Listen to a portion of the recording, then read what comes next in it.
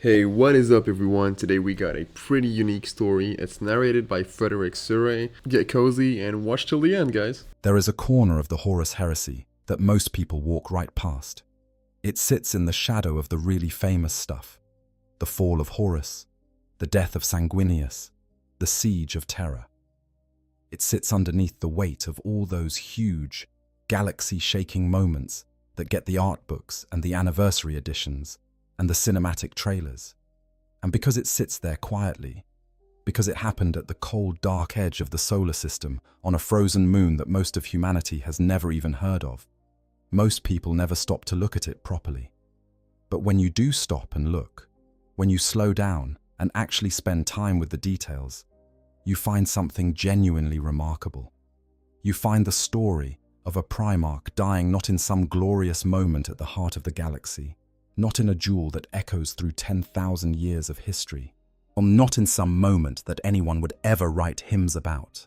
You find a Primarch killed in close quarters, in what amounts to a brutal, unglamorous brawl on a distant moon, by a man who had spent decades hunting him like a shadow hunts the light. And here is the part that gets interesting. That man was not another Primarch. He was not a god of war.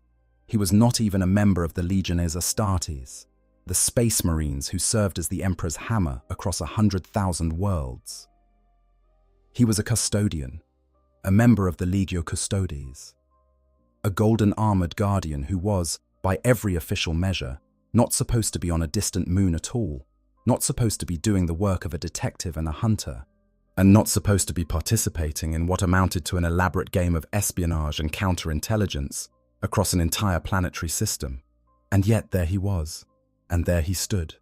And when the moment came, when the grand design of the Alpha Legion finally unraveled piece by piece in the cold dark of Pluto's moon system, it was a custodian, or a custodian's absence, and what that absence demanded of everyone else. That shaped the final, lethal confrontation. The story that follows is one of the most layered, most quietly remarkable moments in all of Warhammer lore. It involves a Primarch who was two people, a legion that may have been loyal all along, a custodian whose death set events in motion that nobody could stop, and a duel that the entire 40,000 community has been arguing about for years.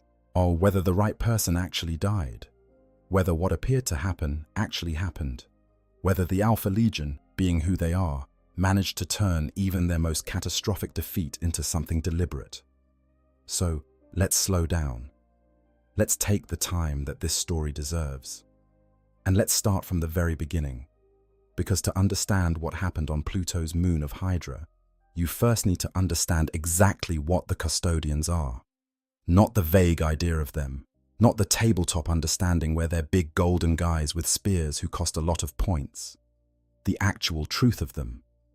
Because that truth is significantly more unsettling and significantly more impressive than most people realize. As part 1, the golden killing machines at the heart of the Imperium. Close your eyes for a moment and picture the hierarchy of power in the Warhammer universe during the era of the Horus heresy. At the very top sits the Emperor, an entity so vast and so psychically powerful that describing him as a human being feels like calling a lightning bolt a local weather event. Below the Emperor sit the Primarchs, 20 genetically engineered demigods, each one a specific vision of human potential pushed to its absolute limit. Warrior philosophers, strategist conquerors, each one big enough to crack tank armor with their bare hands, fast enough to dodge bolter fire at close range, resilient enough to survive wounds that would end entire squads of ordinary soldiers. Below the Primarchs sit the Space Marines, the Legion's Astartes, the superhuman soldiers created from the genetic templates the Emperor derived from each Primarch, already far beyond ordinary human capability, already capable of feats that seem impossible, already so far removed from the baseline of what a human being can do that the gap between a space marine and a regular person could fill an ocean. And somewhere in that hierarchy, sitting in a space that is genuinely difficult to define, are the Adeptus Custodes, the Legio Custodes, as they were known during the time of the Great Crusade. The 10,000. The standard line that gets repeated in every codex, every summary, every discussion thread is this: the Custodes are to Space Marines as the Emperor is to his Primarchs. That sentence sounds good when you read it quickly. It has a pleasing symmetry to it. But most people don't stop to think about what it actually means, and what it means is genuinely staggering. The Emperor is to a Primarch as what, exactly? As something incomprehensibly superior, as a being operating on a level that a Primarch can only gesture toward. The Emperor could flatten a Primarch in open combat. The Emperor could do things that no Primarch has ever approached in terms of raw capacity. So, if the Custodes are to Space Marines what the Emperor is to his Primarchs, then the Custodes are, in the clearest possible terms, operating on a level of capability that a Space Marine can only gesture toward. Now, there are people in the community who push back on this and argue that the framing is somewhat exaggerated, that the Custodes in practice have never quite been written as gods among men, that the power scaling in the novels is inconsistent, that some authors write them as barely more capable than exceptionally talented Astartes, and others write them as nigh invincible engines of destruction. And those people are not wrong that the writing has been inconsistent over the decades. But when you look at the core lore, when you look at what the Custodes are actually described as and what they are actually made from, a very specific picture emerges. The Custodes are not made the way Space Marines are made. That distinction is absolutely fundamental to understanding what they are, and most people gloss over it. A Space Marine is made by taking a teenage boy, usually from a hive world or a death world, already hardened by brutal circumstance, and implanting him with a sequence of 19 gene seed organs derived from his legion's Primarch. Those organs rewrite his biology over years of training, bulking him out, hardening his bones, giving him extra hearts and new glands and a redundant lung and a metabolism that can extract nutrition from almost anything. The result is impressive. The result is a superhuman soldier. But the result is still, at its core, an enhanced version of a baseline human being. The scaffold of a normal human biology is still there, underneath all those organ implants. The Space Marine is still a kind of mass production project. There are thousands of them. The Emperor designed a template, derived it from a Primarch's genetic material, and then used that template over and over again to stamp out a legion of warriors. The Custodes are nothing like that. Not even slightly. Each Custodian is, according to the most current and considered lore, a completely individual work, a unique creation. Each one is built from the ground up, taken as a very young child, years before a Space Marine recruit would even be considered, and then subjected to a process of genetic reconstruction, so thorough and so intensive that by the end of it, almost nothing of their original biology remains. Every cell in their body has been remade according to the Emperor's own specifications, not a template derived from a Primarch, not an inherited gene seed. The Emperor's own genetic material, applied directly, his own design, worked out individually for each person who becomes a Custodian. What the result is something that is simultaneously more and less than a Space Marine. Less, in the sense that they cannot be produced in the same numbers. The time and resources required to create a single Custodian absolutely dwarf what it takes to make a Space Marine.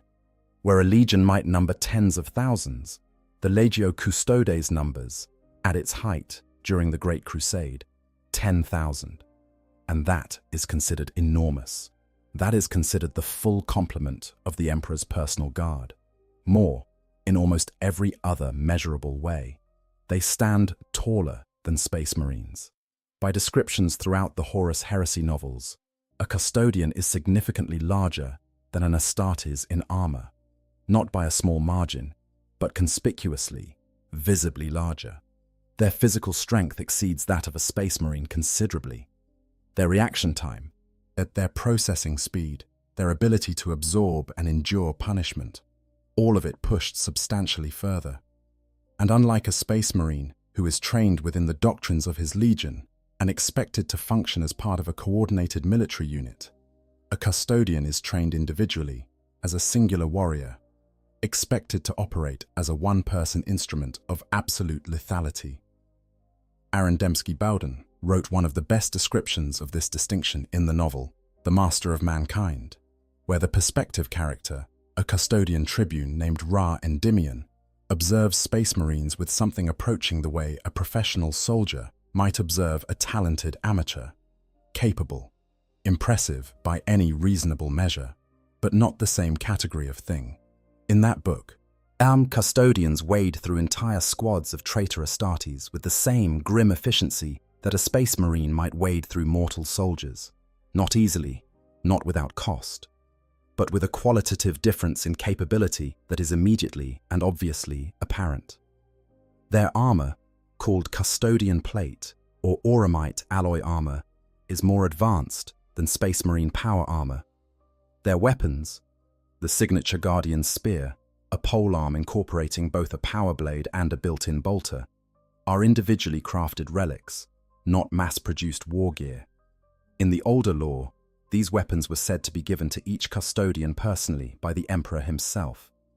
10,000 weapons, individually blessed and crafted by the single most powerful being in the galaxy. And all of this is before you get to the most important thing about the Custodes, the thing that actually makes them unique, not just in terms of military capability, but in terms of what they are and what they do. The Custodes are not simply warriors. They are investigators. They are hunters.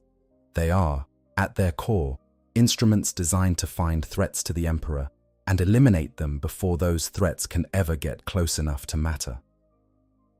The Blood Games. The Custodians conduct rituals called Blood Games, in which individual custodians are tasked with attempting to breach the Emperor's own defenses, to try to assassinate the Master of Mankind, to expose vulnerabilities in his protection. They go out into the Imperium, sometimes for years at a time, operating undercover, learning every possible method by which an enemy might try to kill the Emperor, and then they come back and report on every weakness they found, and then those weaknesses are addressed. This is not a military exercise. This is not a combat drill. This is an entire culture built around the single most important question in the Imperium. How does someone get close enough to kill the most powerful being alive? The Custodians spend their entire existence thinking about that question from every possible angle, which means that when the Horus Heresy begins and the traitor legions start making their moves across the galaxy, the Custodians are not thinking about this war the way a space marine thinks about it. They are not thinking about flanking maneuvers and logistics and orbital superiority and legion doctrine. They are thinking about threats, about vectors of attack, about the 1,000 ways an enemy might approach the Emperor, and the single moment of vulnerability that all that approach is designed to exploit.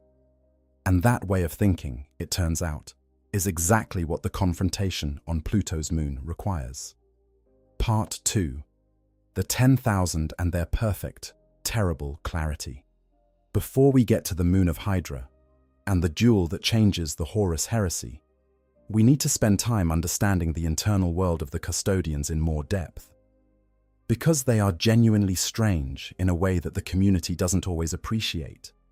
Not strange in the way that, say, the Space Wolves are strange, or the Thousand Suns are strange, where their strangeness is a matter of culture and tradition and the specific personality of their Primarch. Whereas the Custodians are strange at a much more fundamental level, which is the level of what they are actually like as people. And the most important thing to understand about what they are like as people is this. They do not have what the Astartes have. They were not designed to. The Astartes were created to be warriors, yes, but also to be legion, to be brothers, to feel the pull of unit cohesion and mutual loyalty that binds a legion together and makes it capable of functioning as an organism rather than just a collection of individuals. The gene seed implants shape not just the body, but certain aspects of personality and emotional response. And among the most important of those shaped aspects is the capacity for the specific kind of fierce brotherhood that makes Space Marines fight harder for each other than for abstract ideals. Yet the Custodians lack this, deliberately. Each one is a singular creation, not part of a genetic brotherhood derived from a shared Primarch template. Each fights alone, in the sense that they are not designed to support or be supported by a unit structure in the way an Astartes is. Each maintains their own council. Each operates according to their own judgment, not as part of a chain of command in the military sense. What they have instead is something else entirely. What they have is absolute, unconditional, unquestioning loyalty to a single being. Not to the Imperium as an abstract concept, not to the institutions of the Great Crusade, not to the ideas of human unity or technological progress or the dream of the galaxy brought under one banner. To him, specifically, to the Emperor of mankind, personally. This sounds simple. It sounds like what every loyal Space Marine has, just stated more directly. But it is fundamentally different, and the difference matters. A Space Marine's loyalty is mediated through his legion, through his Primarch, through the culture and traditions and doctrines of his specific legion. A Space Marine is loyal to the Emperor through the lens of being a Blood Angel, or a Word-Bearer, or an Imperial Fist. Remove that mediation, and you remove the structure through which the loyalty operates. A Custodian has no such mediation. There is no structure between the Emperor and the Custodian's loyalty. No legion, no Primarch, no tradition that colors how that loyalty is expressed. Just the direct, unmediated truth of it. The Emperor is the singular purpose around which every Custodian's existence is organized. This is what they were made for, and this is what they are. And this creates, in practice, beings who are in some ways colder than Space Marines, less susceptible to the kinds of emotional manipulation that chaos so effectively turns on the Astartes. The ruinous powers work on hope and despair and pride and grief and love, the whole spectrum of powerful human emotion. The Custodians have not been stripped of emotion, but those emotions are structured around a single axis from which they cannot be easily moved. You cannot tempt a Custodian with power, because the only power that means anything to him is already his, the power to stand between the Emperor and death. You cannot corrupt a Custodian with pride, because their pride is already absolute and is already invested in a purpose that chaos cannot offer them in better terms. This is why their true names are so long, as every Custodian collects names over their centuries of service, each name commemorating a deed, a quality, a victory, a sacrifice.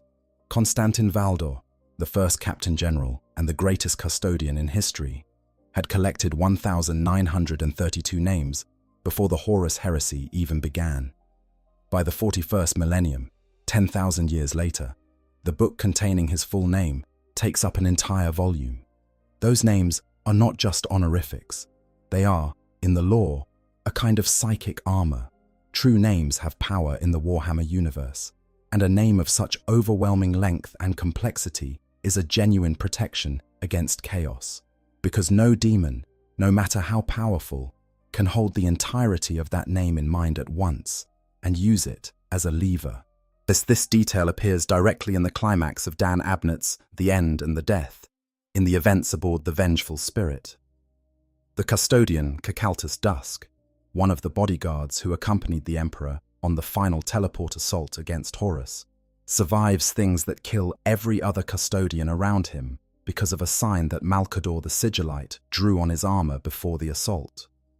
When Horus himself turns his attention to Cacaltus and attempts to unmake him with the full weight of chaos power, Horus does something remarkable and terrifying. He recites all 610 names that Cacaltus had collected, every single one of them, uses the power of true naming against this lone Custodian in a way that should have given Horus absolute dominion over him, and it works, it kills him.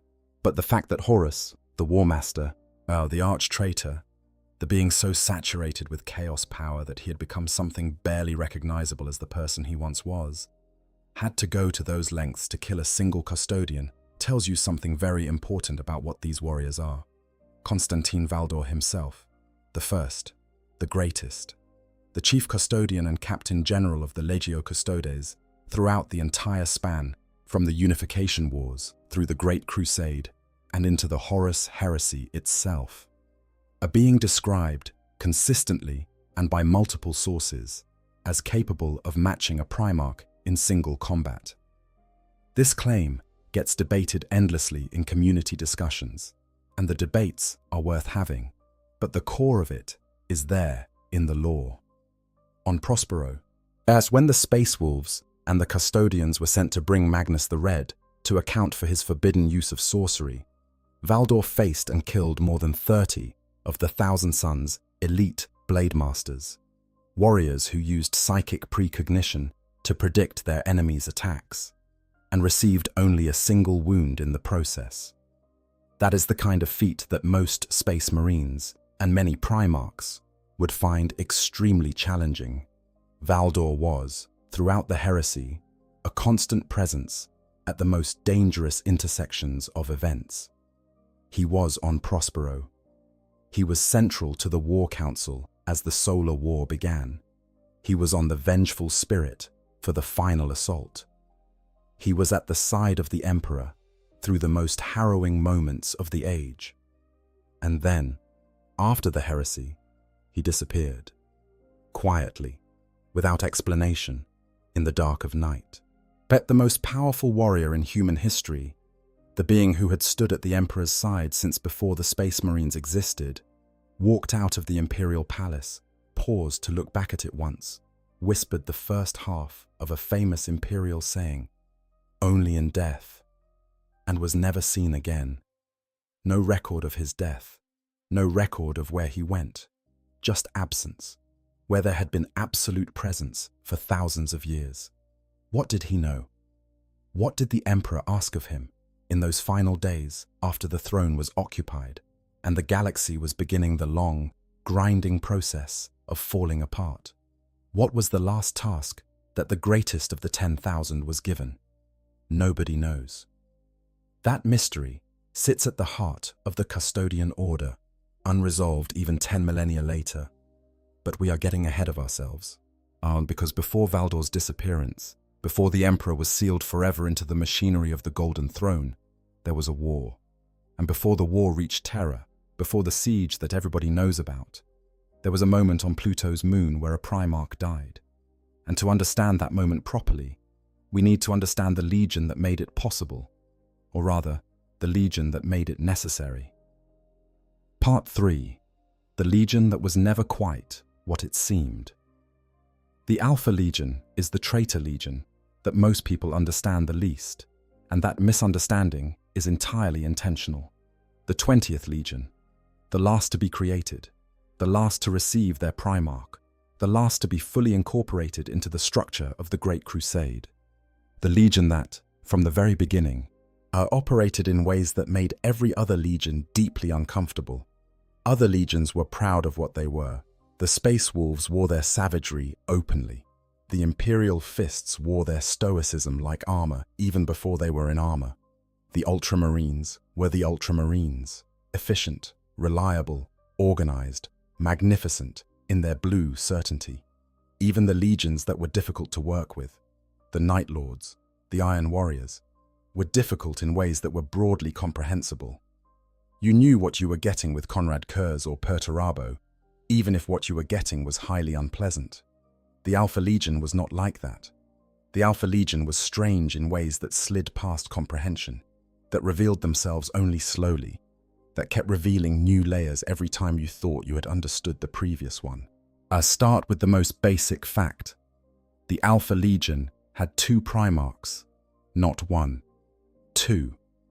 And this fact was a secret so well kept that the vast majority of the Imperium, and the vast majority of the Alpha Legion itself, had no idea. Alfarius, who was known, Omegon, who was not. Twin brothers, created together, raised together, identical in appearance, and fundamentally different in personality and function.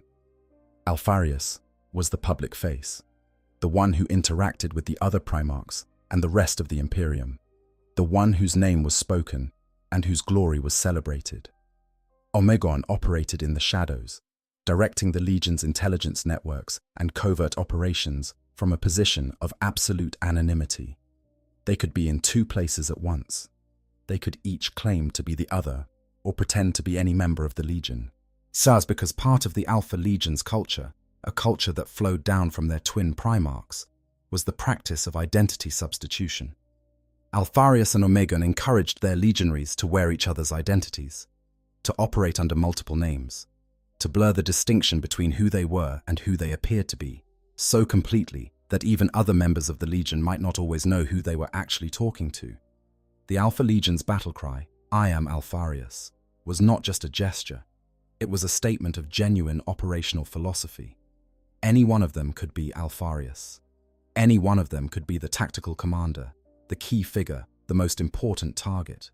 Trying to target their leadership was structurally almost impossible because their leadership was deliberately distributed through their entire legion.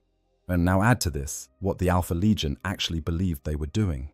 Dan Abnett's novel Legion introduced the concept of the Cabal, an ancient organization of alien species who claimed to be able to see the long arc of the future, who had been working towards specific outcomes across millennia. The Cabal came to Alfarius and Omegon before the Horus heresy began and presented them with a choice wrapped in a terrible vision. If Horus wins, the Cabal told them, then chaos wins in the short term. But the very completeness of chaos's victory consumes it. The ruinous powers feast so absolutely on the destruction of the Imperium that they are, eventually, starved of material to corrupt. Humanity goes to extinction, but the power of chaos in the galaxy is diminished. In the very long view, across timescales that dwarf any human concern, this was the outcome most likely to result in chaos's ultimate defeat. If the Emperor wins, the Cabal told them, then the Imperium persists. And the Imperium, as it currently exists, is itself a vehicle for exactly the kind of conflict and misery and warfare that feeds chaos forever. The galaxy doesn't get better, it gets worse. Slowly, grinding worse, across 10,000 years of holy wars and inquisitions and crusades and massacres. Chaos never starves, it only grows. Therefore, the rational choice, the choice that actually resulted in the least suffering across the largest scale of time, was for Horus to win. Alfarius and Omegon chose to believe this, or at least, they chose to act as if they believed it. They sided with Horus, not out of genuine loyalty to the Chaos Gods, not out of personal grievance or ambition, but out of a cold-blooded strategic calculation that this was the path most likely to lead to Chaos's eventual defeat, even at the cost of everything they had served their entire lives.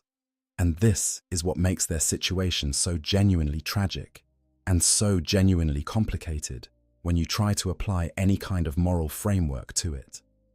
The Alpha Legion were, in their own minds, loyalists. Not to the Emperor specifically, not to the institutions of the Imperium, but to the abstract goal of defeating chaos, to which the Emperor himself was also, in his own way, devoted. They and the Emperor wanted the same final outcome through completely opposed immediate means. And because neither side fully understood what the other was doing, the result was catastrophe for everyone. But the thing about the Cabal's vision was that it required Horus to actually win, not just to mount a good showing, not just to threaten terror, to actually reach the Golden Throne and destroy the Emperor. And that required everything. The other traitor legions, the corruption of the Mechanicum, the solar war, all of it, to actually succeed. So the Alpha Legion did their work. They infiltrated, they subverted, they planted cells and agents across the galaxy, set in motion plans that would take years to mature, built networks of compromise and leverage and false identity that extended everywhere from the most distant traitor fleet to the heart of the Imperial Palace itself. They were so committed to this that they had operatives on Terra before the Horus heresy even began. Sleeper agents, placed years in advance, as waiting in stasis or living false lives for the moment when the war would finally reach the solar system and their activation would be needed. And Alfarius, the Primarch himself, or at least the one who went by that name, led the initial assault on the solar system personally. He didn't send agents and then wait. He went himself, using the most elaborate piece of identity substitution the Alpha Legion had ever attempted, to place himself at the center of the action when the assault on Pluto began. Part 4. The solar system goes dark. Let's set the scene for the solar war in the way it deserves to be set. Because the assault on the Sol system is not just a battle, it is a masterpiece of misdirection and infiltration executed on an almost incomprehensible scale. As the Horus heresy reaches its worst, as Horus finally turns his forces toward Terra, and the first thing that needs to happen before any fleet can storm the solar system is that those defenses need to be degraded, softened, confused. Rogel Dawn, the Praetorian of Terra, had turned the Imperial Palace and the solar system into the greatest fortress in the history of mankind. Every aspect of his military genius, and his genius was extraordinary, specific, unmistakable, was devoted to this task. Sphere after sphere of defense, extending out from Terra itself, all the way to the edge of the system. The Phalanx, his mobile star fortress, capable of repositioning to any point in the system to respond to threats. Thousands of Imperial fists and Armada Imperialis vessels stationed at key positions. Comprehensive surveillance systems allowing Dawn and his command staff to see threats approaching across the entire span of the Sol system. It was, by any reasonable assessment, impregnable.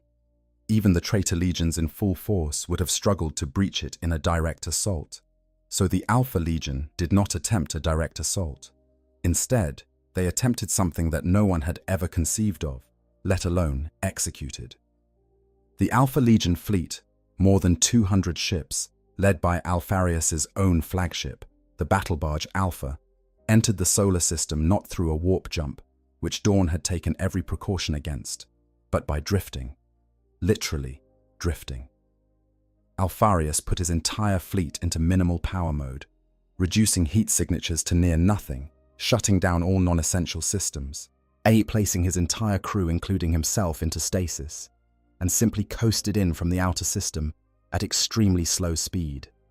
It took a full year, an entire year of the fleet drifting silently through the dark, moving at minimum velocity toward their target, operating so quietly that the surveillance systems that Dawn had spent years calibrating could not distinguish them from the background noise of the void.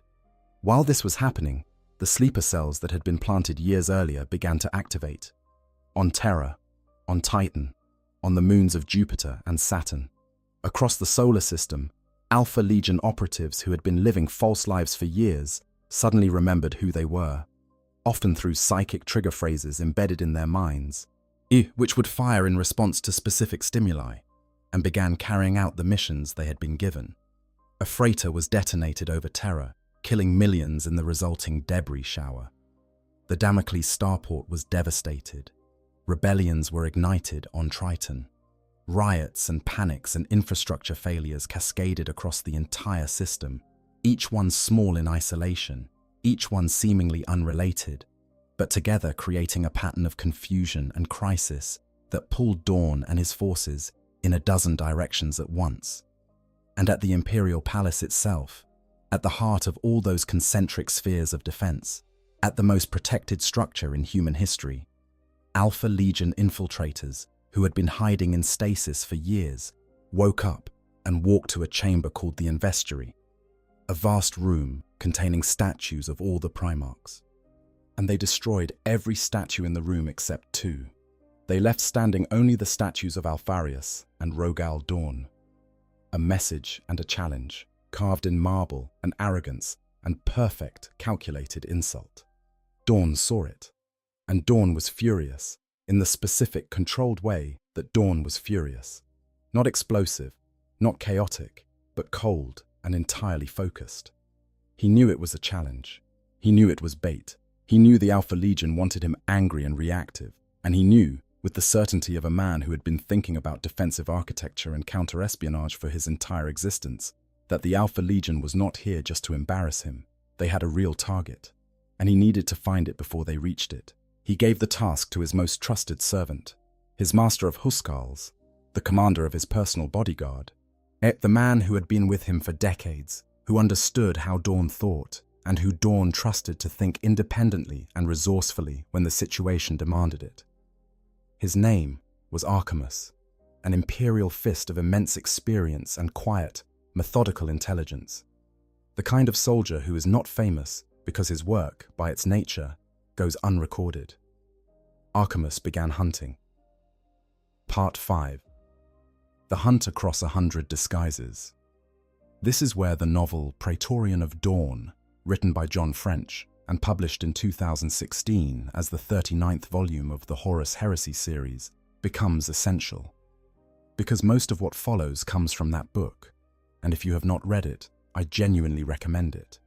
It is one of those novels that does something quite rare in the Heresy series, which is tell a story that functions as a thriller, as a genuine spy thriller dressed up in power armor and warp energy.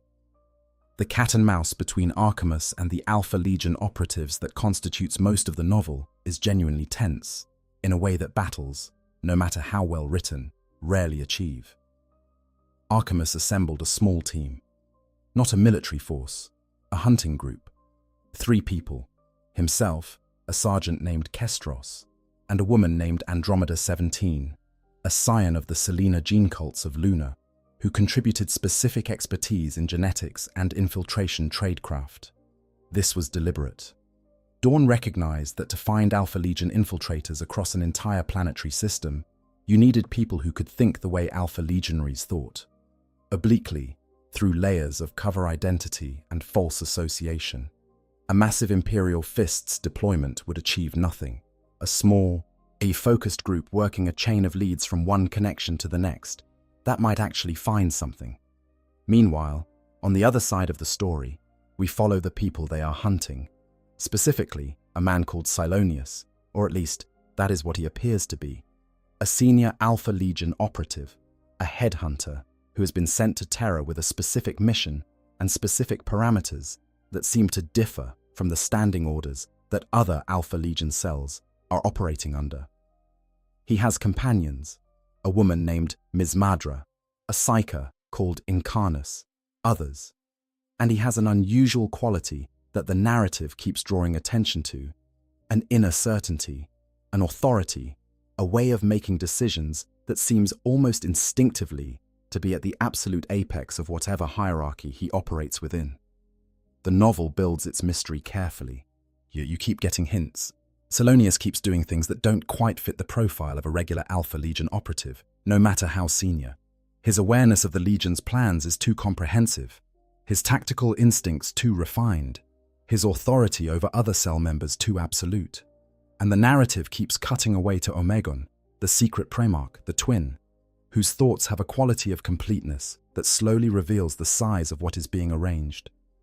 Archimus follows the chain, a cartel lord who provided the clearance codes, a series of covert operations, the gradual, painstaking reconstruction of the Alpha Legion's network across Terra and the outer system.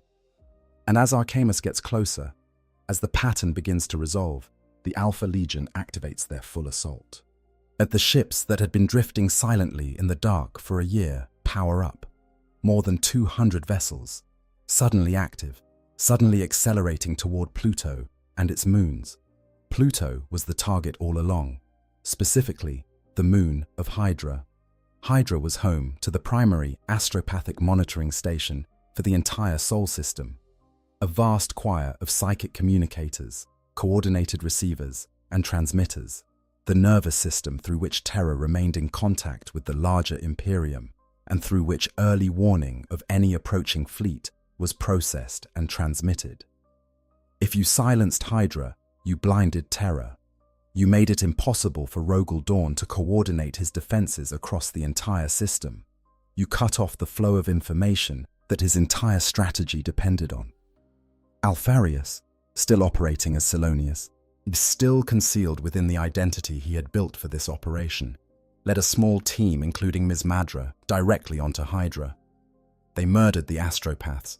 They took control of the communications hub, and for a crucial window of time, they had the blindfold over Terra's eyes. Beyond Pluto, Sigismund, the first captain of the Imperial Fists, an absolute legend of a warrior, and one of the few human beings in the 40,000 universe about whom the word transcendent gets used without irony, was commanding the Loyalist fleet with only 30 ships against the incoming armada of over 200. He fought brilliantly. Of course he did. But 30 ships cannot hold 200 ships indefinitely, and the Alpha Legion had seeded their fleet with fire ships, vessels crewed by nothing but servitors, rigged to detonate as weapons, that wreaked havoc on Sigismund's defenders and bought time for the assault on Hydra to progress. Archimus, having finally deduced the Alpha Legion's true objective, teleported onto Hydra with a group of Imperial Fist's Huskars. He was pulled off target by a homing beacon that Ms. Madra had set. The Huskars died. Archimus survived, mortally wounded, barely functional. He had done everything right, worked every lead, made every correct deduction. And the Alpha Legion had planned for that too. Had planned for the possibility that someone might deduce their objective and try to stop them, and had arranged a contingency that rendered that person unable to do anything about it. And it was at this moment, when everything seemed to be swinging decisively in the Alpha Legion's favor, that the Phalanx arrived. Part 6. The Stone Fist, slingshotted around the sun. This is one of those moments in Warhammer lore that deserves to be appreciated for what it actually is. The Alpha Legion had planned for almost everything.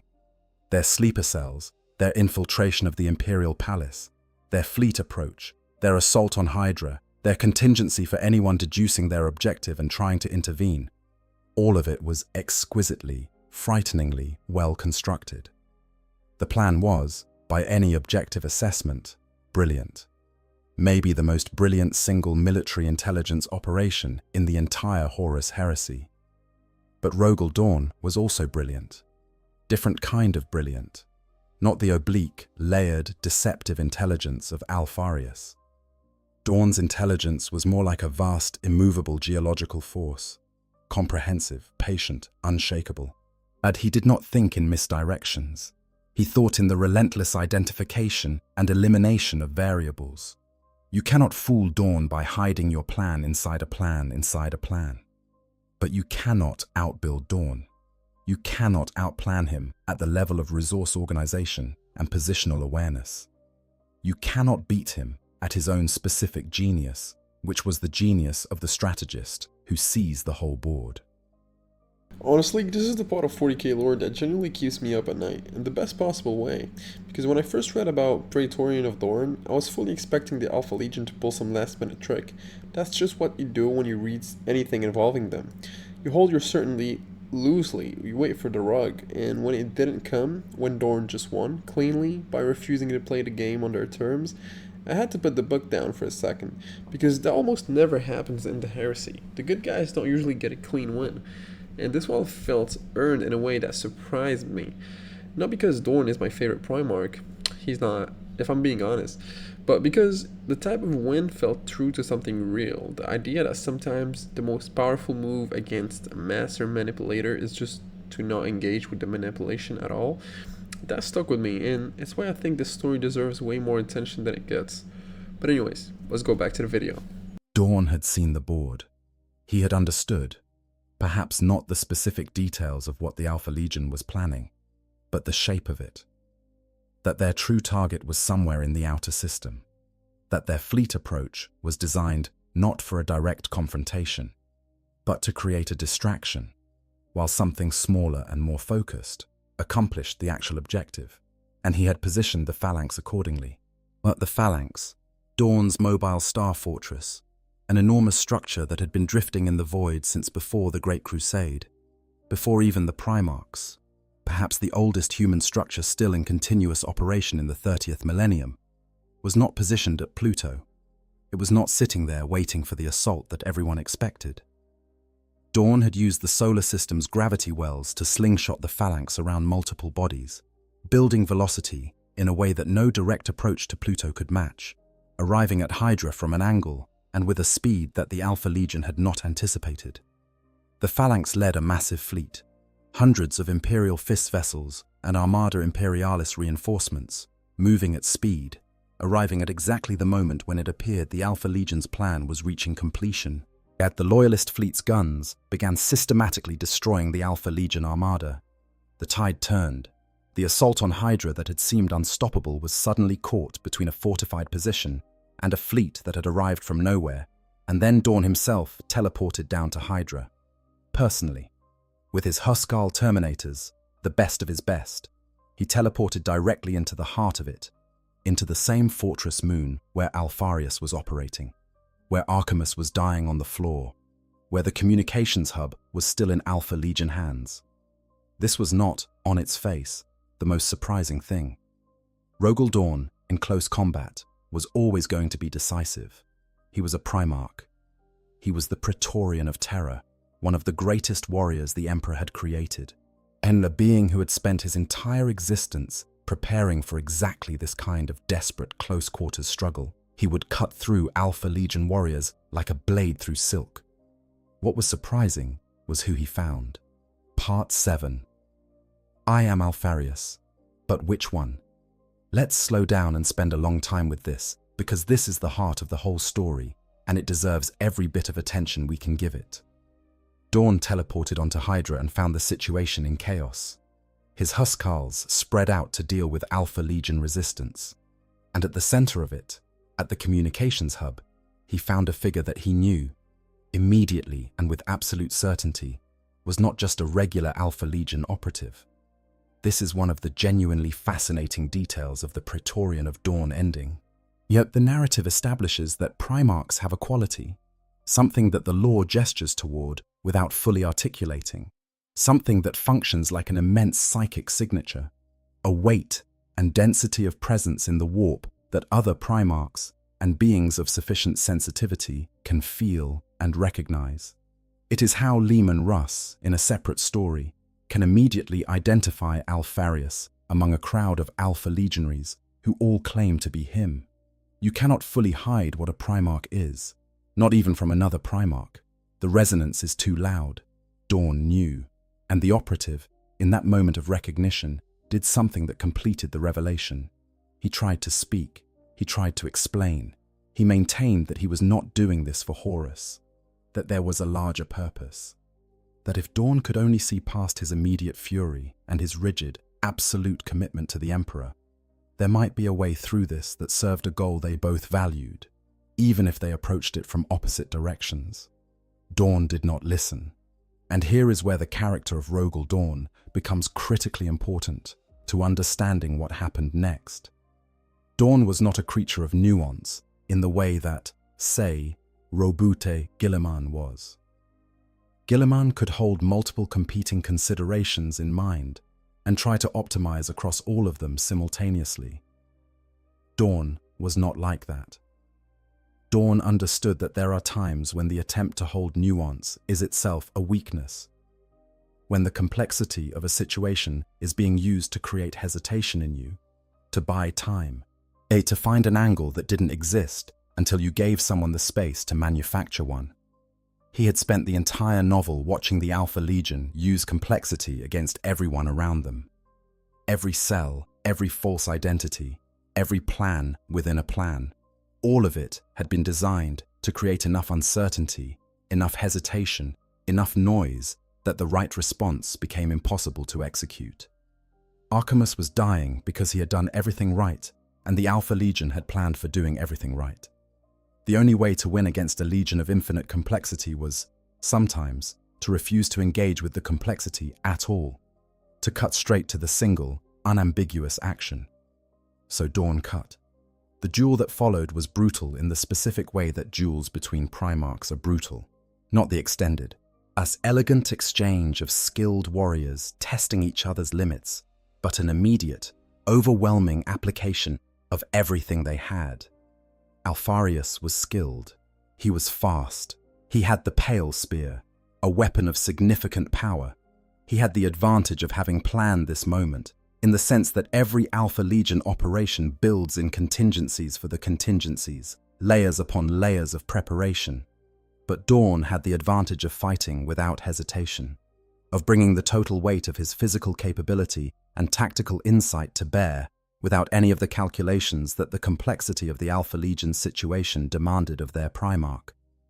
Dawn caught the blow he was meant to not catch, allowed the pale spear to hit him in the shoulder, deliberately sacrificing that hit to pin the weapon in place. Because he had used exactly that move against an enormous orc warlord decades earlier in the Great Crusade, and he knew, in the bone-deep way that perfect warriors know things, that pinning the weapon was worth the wound. He grabbed the spear. He used his chainsword, Storm's Teeth, to sever Alfarius's hands at the wrists, and then, in the final moment, he finished it. Alfarius died on the moon of Hydra, orbiting Pluto, in the dark and cold at the edge of the solar system, with something that the text describes as genuine bewilderment on his face. He had not, in the deepest part of him, believed this was how it ended. He had planned for so much. He had arranged so many layers. He had thought himself, if not beyond Dawn, then at least operating on a level of complexity that Dawn's brutal directness could not penetrate. Yet he had not planned for this. Somewhere else in the system, Omegon felt his brother's death as a wound in his own soul. He felt, for the first time in his existence, completely alone. Not the comfortable aloneness of operating separately while knowing the other was there, but the absolute, irrecoverable aloneness of a twin who has been made singular. And in that moment of grief and shock, Omegon understood what had to happen next. He had to become Alfarius. Not just assume the name and the role as they had always been able to do, but become Alfarius completely, permanently, irrevocably. Because the Alpha Legion could not know that Alfarius was dead. Because if they knew, the entire architecture of the plan, the entire reason they had sided with Horus, the entire long-game sacrifice they had been making, would collapse. The Legion would lose its direction, its purpose.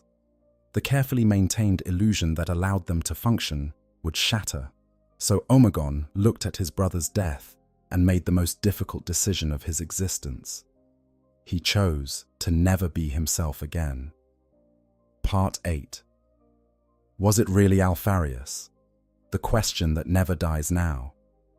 We need to stop here and do what every single Alpha Legion discussion eventually requires, which is to spend significant time with the question, was it actually Alfarius who died on Hydra?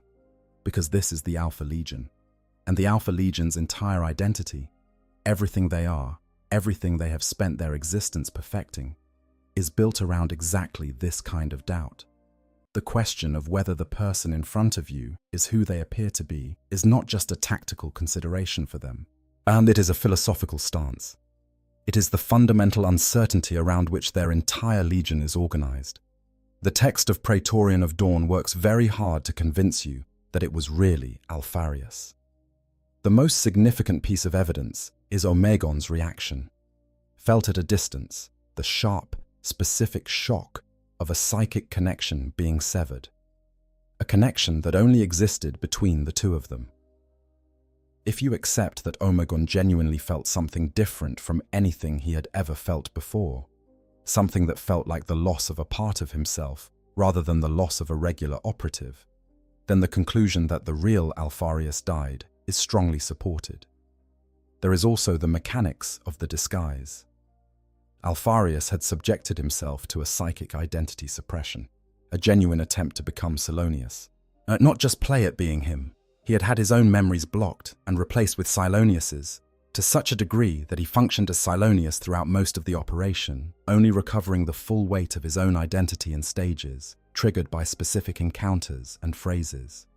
This is an extraordinary commitment to a cover identity, far beyond what a regular operative would do, far beyond what the situation would seem to demand, unless the person making the commitment was someone of unique importance who needed the cover to be genuinely impenetrable.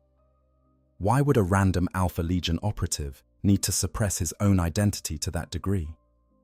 Why would that level of protection be necessary unless the person being protected was the one person in the Legion whose true identity could absolutely not be risked? And then there is the climax itself. John French has spoken in interviews and discussions about his intention with the ending. He has been clear that the death of Alfarius is meant to be read as real. The whole shape of the novel, the way it treats the revelation of Silonius's true identity, the way it plays out Omegon's grief and his terrible decision, only works narratively if Alfarius actually died. If it's another fake, another misdirection, another layer of the plan, then the narrative collapses into its own cleverness. It becomes a story that won't commit to anything, that uses the concept of Alpha Legion deception as a way of avoiding the consequences of its own plot. And yet the community cannot let go of the doubt. And the reason they cannot let go of it is that the doubt is structurally embedded in everything the Alpha Legion has ever done. An author writes the death of Alfarius, and the lore response is, that sounds like exactly what the Alpha Legion would want you to think. Games Workshop puts the official line as Alfarius killed by Dawn on Pluto, and the community response is, that sounds like exactly the official Imperial record that the Alpha Legion would engineer. Omegon feels his brother die, and the counter-argument is, Omegon is the most senior remaining Alpha Legionary and has every reason to ensure that the story of Alfarius's death is convincing even to himself. The Alpha Legion has created a situation where doubt about their own history is irreducible, as the deceptions go deep enough that even the narrators of their own stories cannot be fully trusted. This is, in one sense, an extraordinary artistic achievement, a fictional organization so thoroughly committed to its own identity that it corrupts the epistemics of any account of it. And in another sense, it is just endlessly, delightfully frustrating. What we can say with certainty is this: someone died on Hydra. A being of Primarch-level power died in a duel with Rogel Dawn. Omegon experienced something unprecedented. The Alpha Legion's upper command structure was reorganized in response to something significant. The official Imperial records say Alfarius died. The lore treats Alfarius as dead, and the current state of the Alpha Legion in the 41st Millennium, fragmented, operating without any coordinated higher purpose, and different cells with wildly different objectives and sometimes opposing agendas, is entirely consistent with a legion that lost the only mind that understood the totality of the plan and never got a full account of it from Omegon before Omegon himself was killed or disappeared or became Alfarius so completely that he forgot he was ever anything else. The death feels real, in the ways that matter, narratively, emotionally, in terms of consequences. It reads as real. And given that the Alpha Legion is a legion that has always punished the reader for seeking certainty, perhaps real is the best and most honest answer available. Part 9. Vendatha, on the edge of the eye. But the Alpha Legion and Dawn are not the only part of this story, because we promised you a custodian, and Dawn is not a custodian. So let's take a step back and look at the two custodian angles in this story, the one that most people know about and get wrong, and the one that forms the deeper context. The one most people know about, or at least have heard referenced, is Vendatha. And the story of Vendatha is the story of a custodian doing exactly what custodians are supposed to do, in a situation that would test anyone's commitment to absolute, uncompromising duty. In The First Heretic, Aaron Dembski-Bowden's novel about the fall of Lorgar and the Word-Bearers, the first of the Emperor's sons to be corrupted, there is a scene that is one of the most quietly remarkable moments in the entire Horus Heresy series. And it involves a custodian on the edge of what would become the Eye of Terror, watching the moment when the corruption of a Primarch begins in earnest. That the Emperor, after humiliating Lorgar and the Word-Bearers for their religious veneration on the world of Kur, had placed a detachment of 20 custodians with the Legion as a watching presence, a reminder of the Emperor's attention, a sign that the Word-Bearers were on notice. One of those custodians was named Vendatha, and Vendatha, over the years that followed, watched the Word-Bearers with the exact combination of cold assessment and absolute loyalty that defines the custodian orientation toward the world. He was not there to make friends. He was not there to integrate with the Legion. He was there to watch and to report and to intervene if necessary. And on a world at the edge of the warp, on a planet that would later be recognized as Cadia, The moment came when intervention was necessary. Her Lorga had been drawn to this planet by a psychic pull he couldn't explain, a voice calling his name across the void. And on the planet's surface, his word-bearers had encountered a primitive culture that was, unmistakably, chaos corrupted. A culture whose rituals and symbols and practices all pointed at something the Emperor had specifically forbidden any subject of the Imperium from acknowledging, let alone engaging with. A chaos priestess named Ingathal was guiding Lorgar toward a ritual that would see a human being sacrificed to open a portal. Vendartha watched this unfold, and he made a decision that a lesser being might have hesitated over, might have delayed, might have decided required consultation or higher authority. Vendartha did not hesitate. Yet his assessment was immediate and absolute. A Primarch was about to participate in a ritual dedicated to the ruinous powers. That was not a situation that admitted nuance or political consideration. That was a situation that had a single correct response. He attempted to arrest Lorgar, a Custodian, arresting a Primarch, in front of the Primarch's own legion. The excerpt from the novel is extraordinary in its specificity. Lorgar was relaxed in that moment, genuinely relaxed, his muscles loose, his attention on the ritual rather than on any potential threat from one of the Emperor's guardians. Vendartha saw that relaxation as the only window he was ever going to get.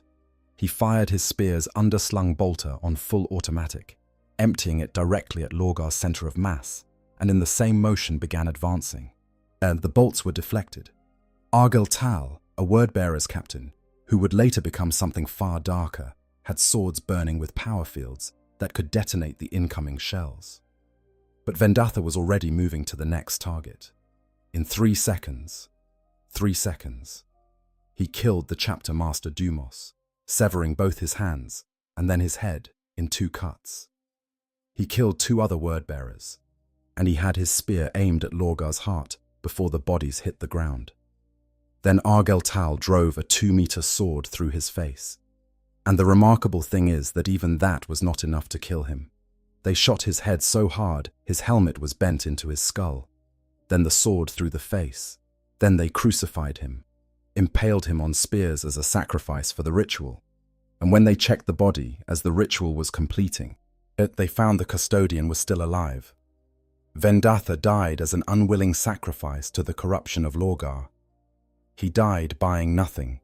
The word-bearers went on to fall to chaos. The ritual completed anyway.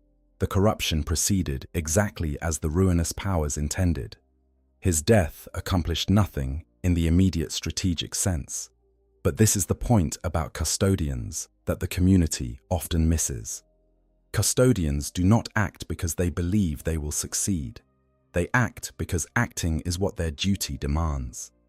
Vendartha knew, in the same way that any trained intelligence assessor knows the odds of an outcome, that attacking a Primarch with a Primarch's entire legion present was not a survivable operation. He saw the odds. He made the attempt anyway. Because to not make the attempt would have been to abandon his purpose. And a Custodian without purpose is nothing. His death was the fulfillment of his purpose, not the failure of it. Part 10. The Shadow of Archimus. Now we circle back to Pluto. Because while the person who technically delivered the killing blow to Alfarius was Rogel Dawn, there is a Custodian-adjacent element to this story that the title of this video is gesturing at, and it sits with Archimus. Archimus was not a Custodian. He was an Imperial Fist, Dawn's master of Huskals. But in the context of this story, he functions as a stand-in for the Custodian ideal, the investigator, the hunter, the person operating in the spaces between battles rather than in the battles themselves. He is the one who did the work that made the duel possible. Without Archimus's investigation, without his methodical tracking of the Alpha Legion's network across the solar system, without his deduction of Hydra as the target, Dawn would never have known where to go. The Phalanx would not have made its slingshot approach. The Alpha Legion assault would have succeeded. Archimus died on Hydra, mortally wounded, unable to do anything but lie on the floor of the communications hub while the events he set in motion played out around him. He died, having completed his purpose and having not been able to witness the completion of it. He died as soldiers in service to greater powers often die, doing the essential work that nobody will ever fully credit, making the decisive contribution that gets recorded as someone else's victory. This is, in many ways, the most Custodian-adjacent death in the novel, even though Archimus was an Astartes. And he did what Custodians do. He identified the threat, he hunted it relentlessly, he sacrificed himself in the process without hesitation or regret. The Custodian element sits with the theme, with the way this story is organized. You have a Primarch who dies not in the famous battles, not in a moment that echoes through history, but in a cold, dark, operationally specific act of elimination. You have a defender who does his work in the shadows, tracking and hunting rather than openly fighting. And you have a moment where the gap between the Alpha Legion's limitless complexity and the Imperial response's absolute simplicity turns out to be the Alpha Legion's undoing. The Alpha Legion had planned for almost everything, but they had not planned for Dawn to simply refuse to engage with their complexity, to teleport in, as identify the real target by feel and swing. Part 11. Constantin Valdor and the question of what a Custodian can really do. The death on Hydra raises a question that the community has been circling for years, and we should spend time with it. If a Custodian, or the closest thing to a Custodian in this operational role, could hunt a Primarch, could track a Primarch through layers of disguise and misdirection across an entire planetary system, could a Custodian actually fight a Primarch? Not just fight, but win. Valdor is the test case. Always Valdor. He is the ceiling of what a Custodian is capable of, the one against whom all others are measured. And the lore around Valdor is careful, specific, and fascinating. He faced the Kennetai Blademasters on Prospero, more than 30 of them, elite Psyker warriors who could literally see his attacks before he made them, and killed every single one. He received one wound. That is a feat that would be remarkable for most Primarchs. And it happened in a relatively incidental moment in the middle of a larger campaign. He was described by Dawn himself in the Solar War Council sequences as essentially the equal of the Primarchs in specific martial contexts. Not universally, not in all circumstances, but in the specific circumstances of assassination and individual combat that the Custodians were designed for. Where a Space Marine is a soldier made to function in a military unit, and where even a Primarch is in some ways optimized for the battlefield as a whole, inspiring and directing as much as fighting, a Custodian, and Valdor in particular, as is optimized purely for the single combat. For the kill, there is a widely discussed piece of lore suggesting that Valdor and Horus sparred, not fought, sparred, as a training exercise, as part of the ongoing calibration that the Blood Games represented, and that in those sparring sessions, Valdor could match the War Master, could hold his own, could, in those specific controlled circumstances, arguably beat him. Community discussions often flag this as unverified or contested, and they are right to be careful with it. The specific source and context matters, and not every claim about Custodian capability in community discussions is fully traceable to canonical text. But the general shape of it, that Valdor was at least theoretically capable of competing with an individual Primarch in single combat, under the right circumstances, as with the right preparation, is consistent with everything else the lore tells us about him. What does that mean? It means that the death of Alfarius, or whoever it was, is not as astonishing as it first seems. Not because Dawn is anything less than a Primarch of extraordinary capability, but because the situation created was essentially the optimal killing ground for someone with the specific skills of a Custodian or a Custodian-adjacent hunter. Close quarters. An opponent who had been stripped of some of the context and preparation that a Primarch normally brings to a fight. A moment of genuine vulnerability created by the shock of recognition and the weight of everything that had led to this point. Dawn is not a Custodian, but in that moment, Dawn was doing what Custodians do. He was eliminating a threat. Part 12. The broader power scaling picture and why people get it wrong. Let's take a moment to address something that comes up constantly in community discussions, and that, frankly, leads people to misunderstand both the Custodians and this story. The question of power scaling in 40K is one of the most contested areas in the entire community, and it is contested for good reason. The lore is genuinely inconsistent across different authors, different eras, different contexts. In the original, older lore, the Custodians were depicted somewhat differently than they are now. There were stories where Custodians were killed by regular Chaos Space Marines, where they functioned essentially as elite Astartes, rather than as a qualitatively different category of warrior. There were portrayals, and particularly before Alan Bligh and the Forge World Horus Heresy design team sat down and seriously worked out what the Custodians were supposed to be, that made them feel almost interchangeable with very senior Space Marine captains. The modern lore, shaped significantly by Bligh's systematic lore work, and then by the novelizations of Dembski-Bowden, Abnett, and others working from that foundation, presents a much more consistent picture. In The Master of Mankind, Custodians cut through squads of traitor Astartes with a dominance that is qualitative, not just quantitative. A Custodian facing Space Marines is not facing difficult odds. It is facing opponents who are measurably, meaningfully inferior to them in almost every relevant metric. In the End and the Death trilogy, a group of Custodians are described as being able to wade through entire squads of the most elite Chaos Space Marines, and the number of Chaos Space Marines required to take down a single Custodian is discussed explicitly and with specific numbers that are sobering. The key principle that the modern lore consistently applies is this: a Custodian versus a Space Marine is closer to the matchup of a Space Marine versus a mortal soldier than it is to two soldiers of similar capability fighting each other. The gap is not the difference between good and great. It is the difference between two different categories of thing.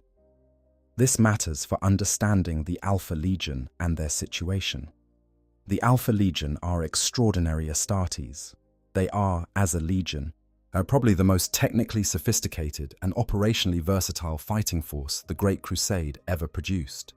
Their ability to infiltrate, to deceive, to plan at multiple levels simultaneously is unmatched.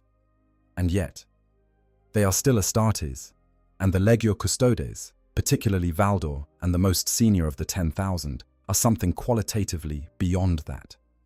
This is not to say that the Alpha Legion were powerless against the Custodians.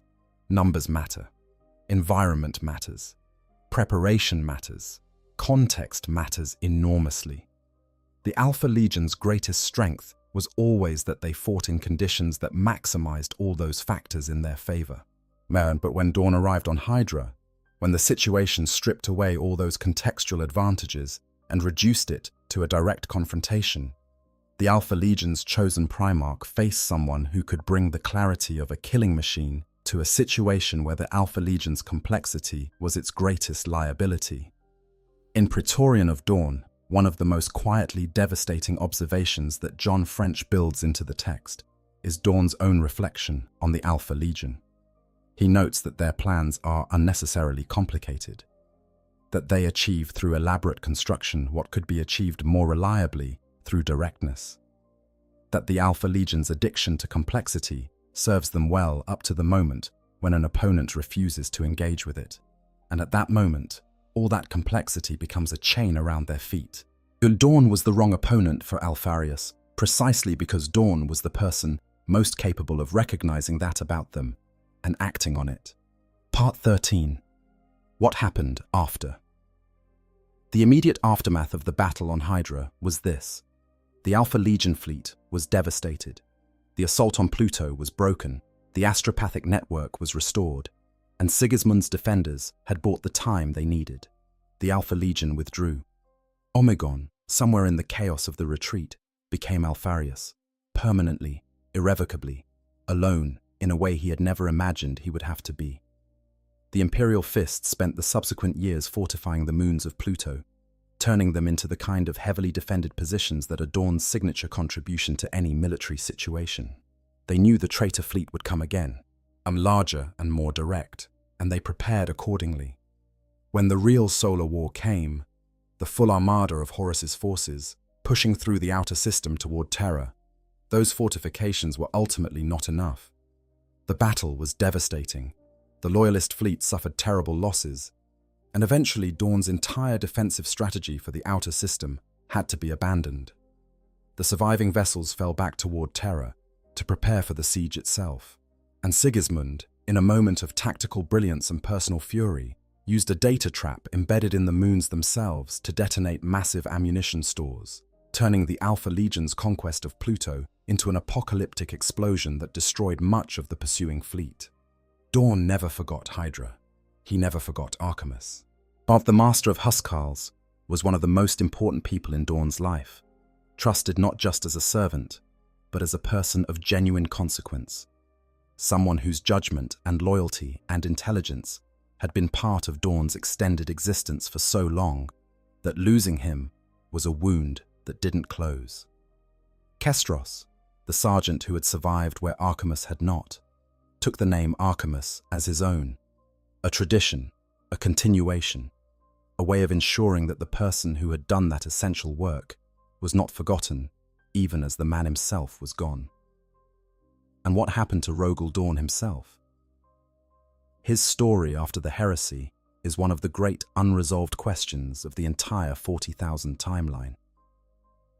After the siege of Terra, and after the Emperor was sealed into the Golden Throne, and Horus was dead, and the galaxy was beginning the horrific process of fragmenting into the era we know, Dawn led his legion in a desperate crusade of vengeance against the retreating traitor legions, and that crusade nearly destroyed him. He fell into the Iron Cage, a trap laid by Perturabo that nearly annihilated the Imperial fists, and emerged from it a broken man in ways that had never applied to him before. He had been, through the entire heresy, the unyielding one, the stone that everything shattered against. The Iron Cage broke something in that stone, not irreparably, but undeniably. He survived. He rebuilt himself and his legion. He continued to serve.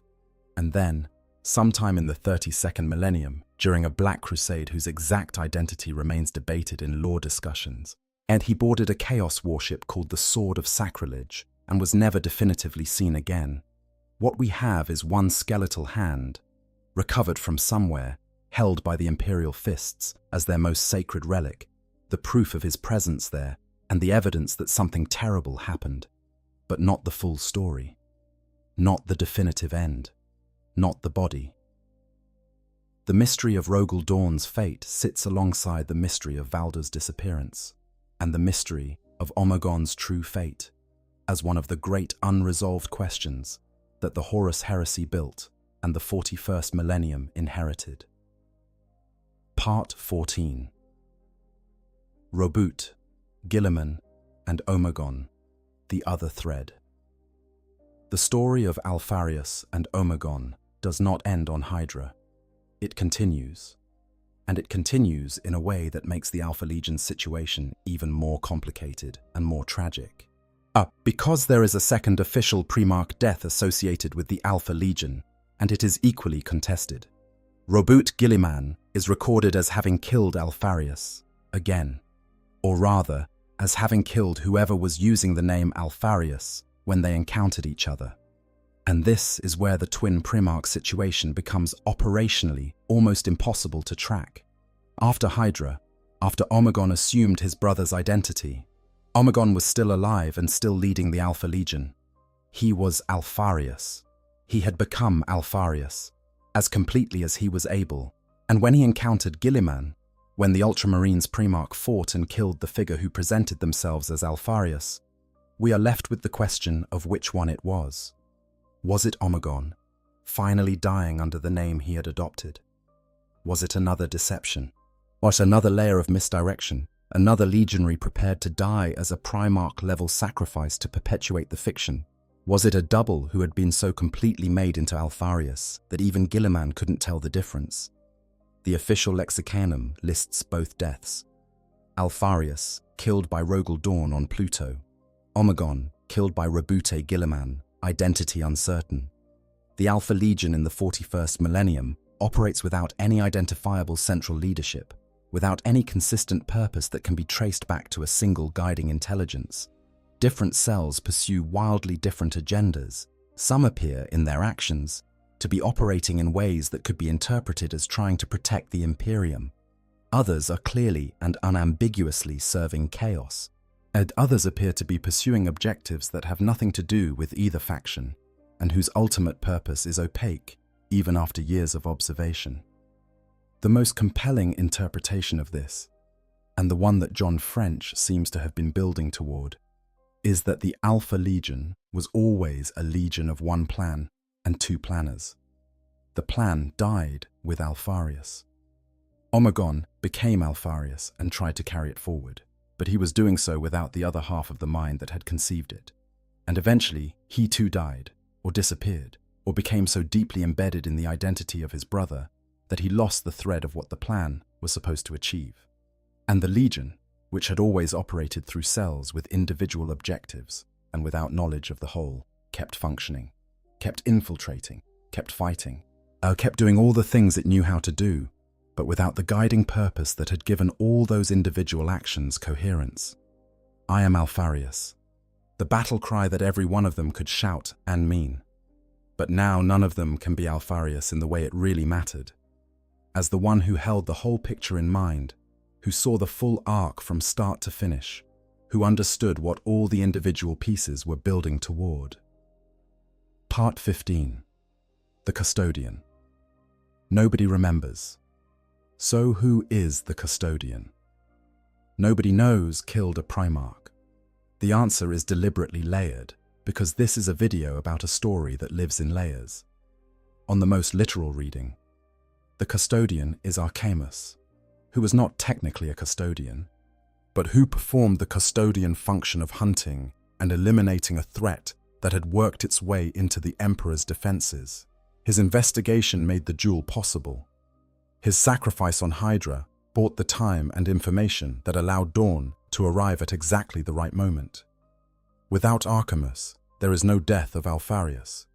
There is instead a successfully blinded solar system and a chaos fleet that reaches Terra with its intelligence network intact. On a thematic reading, the Custodian is the idea of the custodian, the principle of absolute loyalty expressed through unconditional action without hesitation in the face of impossible odds. Vendatha demonstrated it on Cadia. Ra Endymion demonstrated it in the Webway. Caecaltus Dusk demonstrated it on the Vengeful Spirit. Archamus demonstrated it on Hydra.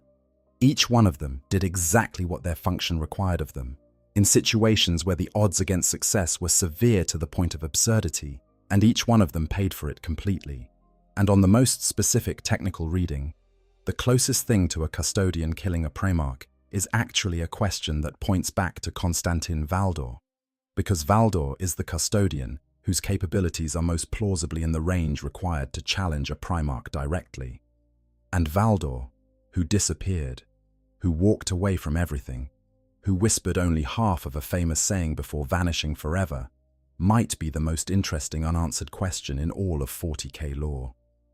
What did Valdor go to do? What was the last task? What did he see in the dying days of the post-heresy period? But that made the first of the 10,000 decide that his duty required him to leave? The lore hints that it might be connected to the disappearance of Leman Russ, who left Terra at roughly the same time to seek the legendary tree, whose fruit might heal the Emperor.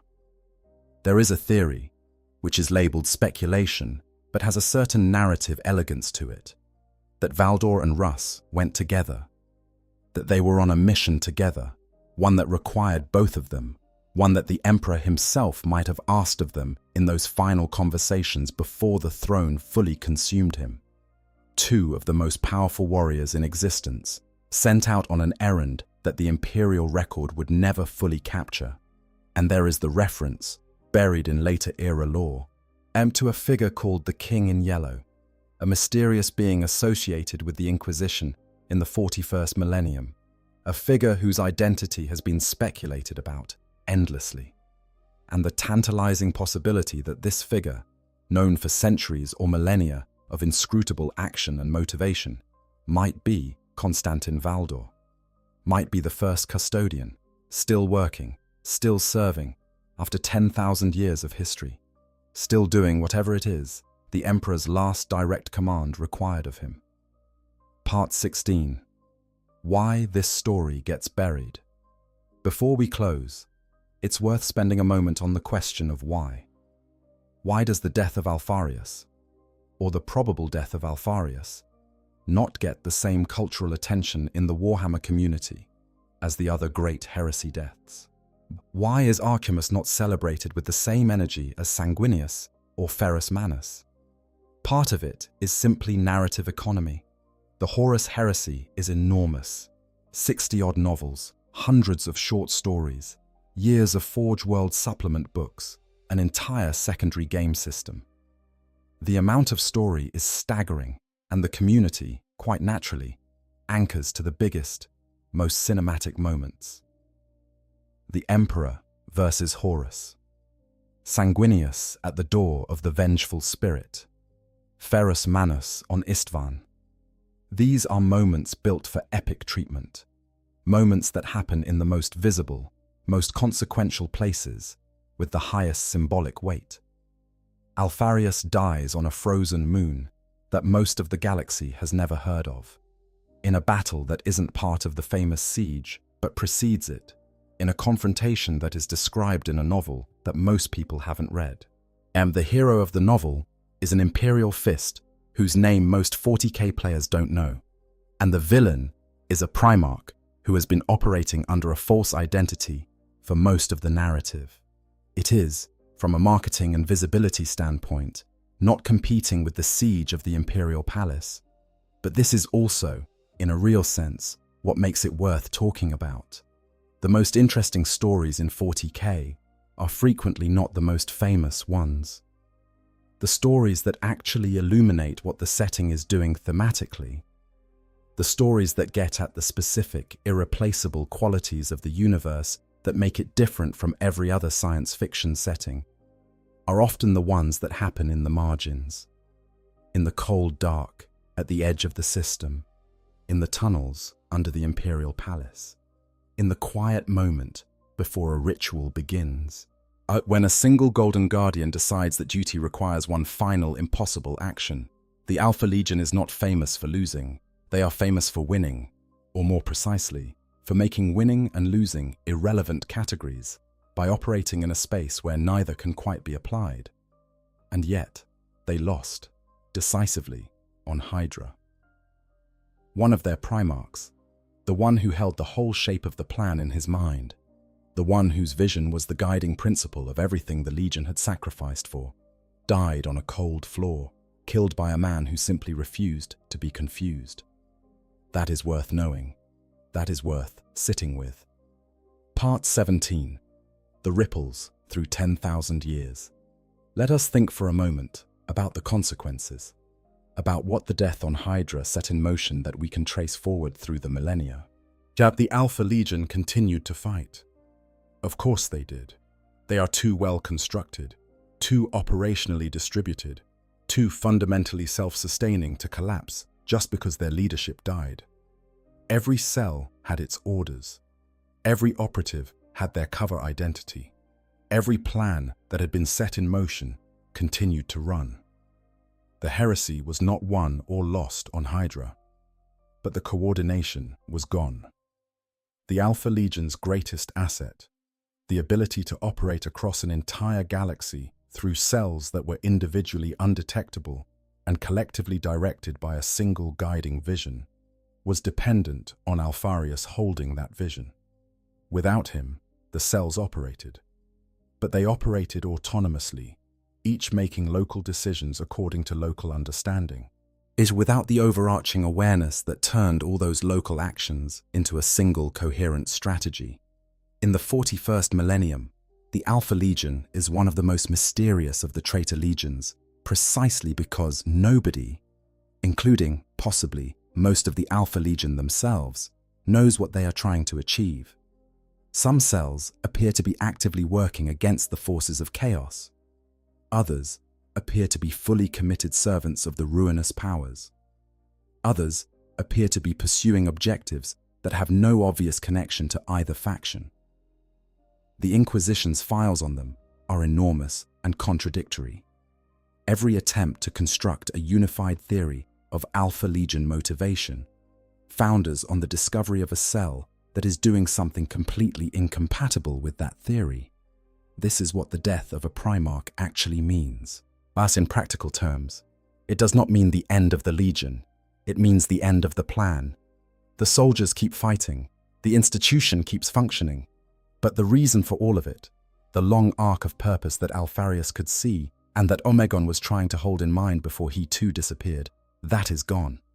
And what remains is an extremely capable, extremely dangerous, extremely well-organized military force that is no longer sure, at the deepest level, what it is fighting for. There is something genuinely melancholy about this, if you sit with it long enough. The Alpha Legion sided with Horus because they believed this was the path to defeating chaos. A terrible path. A path that required them to be enemies of everything they might otherwise have valued. But a path they took deliberately, eyes open, and in service to a goal they believed was worth the cost. And then the Primarch who conceived that path and understood it fully died on Pluto's moon, killed by the one person in the galaxy who was best equipped to kill him and least interested in hearing his justification for any of it. And the plan died with him, slowly, over 10,000 years of cells operating without knowing what the cells next to them were doing, until the coherent whole became fragments, and the fragments became something that even the Alpha Legion themselves cannot fully account for. This is the cost of the death nobody remembers, not just a life, which, for a Primarch, is already something vast, but a vision. An entire possible future, chosen at enormous cost. That never got to be tested because the person who understood it fully didn't survive long enough to implement it.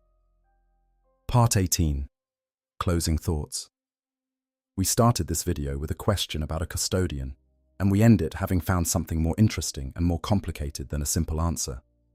The custodian, nobody knows killed a Primarch is, in the most generous reading, the principle of the custodian order, the absolute, unconditional, death before dereliction commitment to eliminating threats. Archimus embodied it in the form of an imperial fist. Vendatha embodied it in the form of his own death. Tecaltus Dusk embodied it in the form of surviving things that should have been unsurvivable. And Valdor, the first, the greatest, the one who disappeared, embodied it in some form that the lore has not yet shown us the end of. The story of Alfarius' death is beautiful in the specific way that Warhammer 40,000 does things beautifully, which is with a kind of cold, unflinching honesty about the cost of things. Nobody gets the glory they were supposed to get.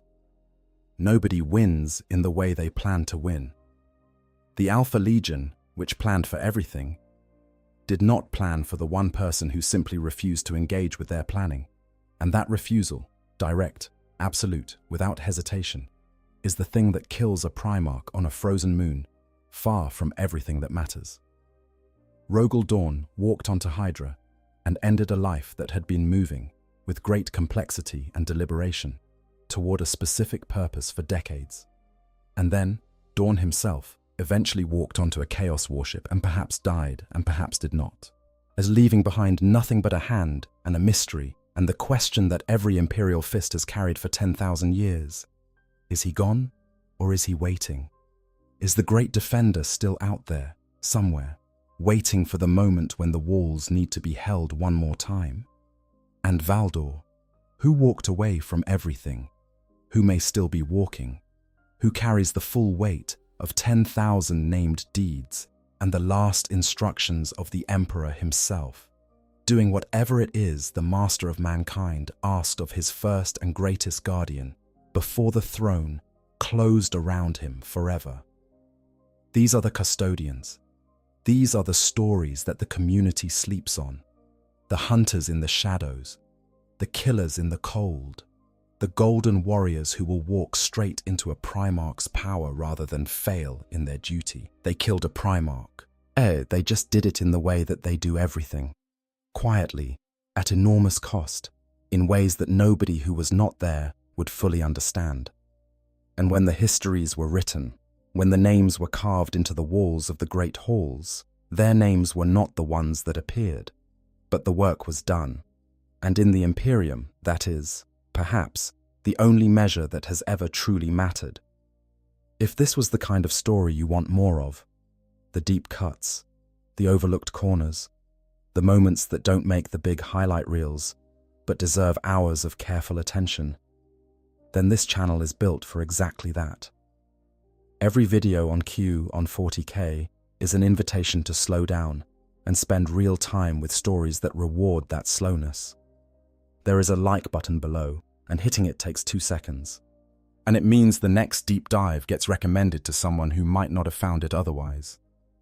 There is a subscribe button that is very easy to press and very worth pressing if this kind of content matters to you. And in the comments are always open and always read and always welcomed. Tell me which corner of the lore you want to explore next. Because the Warhammer universe is enormous, and the stories it contains are without limit, and we have as much time as we want to sit in the dark and listen. The phalanx is coming, the moons are waking up, and somewhere on Hydra, a Primarch is about to discover that the most dangerous opponent is not the one who matches your complexity, but the one who ignores it entirely. Take care of yourselves. See you in the next one. Abscript end. Q. On 40,000, the Custodian. Nobody knows, killed. A Primarch in Warhammer Extended Deep Dive. The architecture of the Alpha Legion. Mind. We should spend more time here, because the Alpha Legion's psychology is fundamental to understanding why what happened on Hydra was not just militarily significant, but philosophically significant. The whole shape of the story, the reason it lands with the weight that it does when you really sit with it, has everything to do with what kind of mind the Alpha Legion represents, and what kind of mind it was killed by. Think about what Alfarius was, at the core, not as a tactician, not as a general, not as a warrior, but as a consciousness. He was someone who had spent his entire existence thinking about every situation from the perspective of the worst possible outcome for him, and then planning backward from that outcome to ensure it could not occur. This is the core skill of the deceptive mind, the intelligence operator's central discipline. Not to plan what you want to happen, but to plan for what could go wrong, and to have already prepared for it, before the thing that could go wrong has had a chance to go wrong. The Alpha Legion, under Alfarius and Omegon, had elevated this way of thinking to the level of a legion-wide religion. Their entire culture was built around it. Every operation had multiple layers of contingency. Every identity was backed by another identity. Every plan had a plan inside it.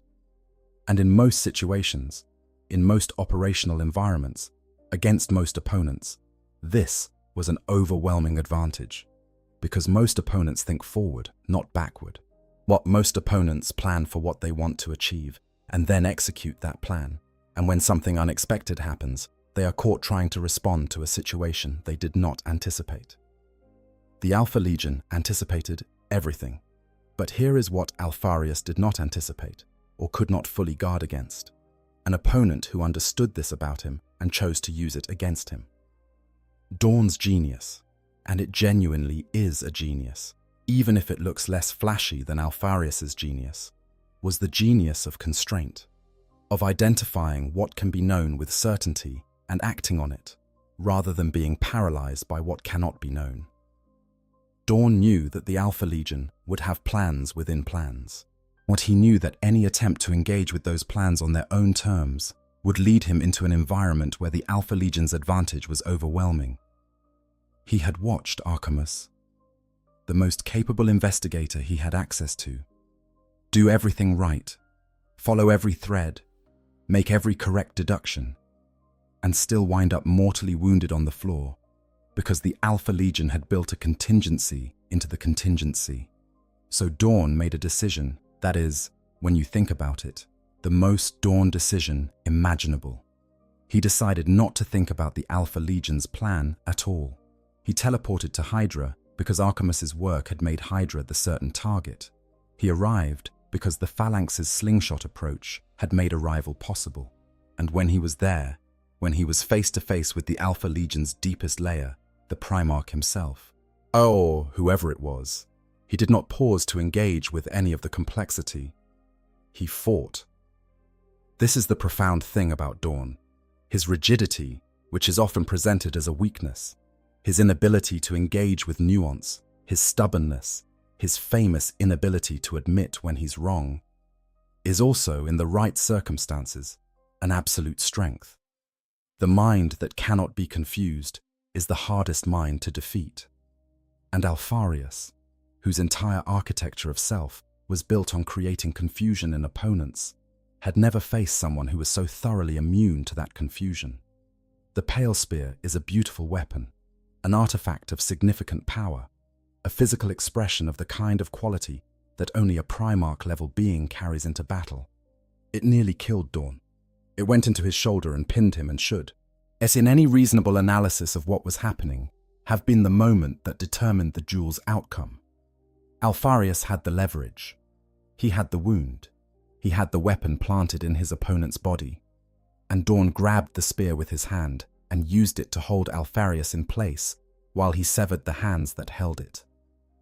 There is something almost mythological about that image.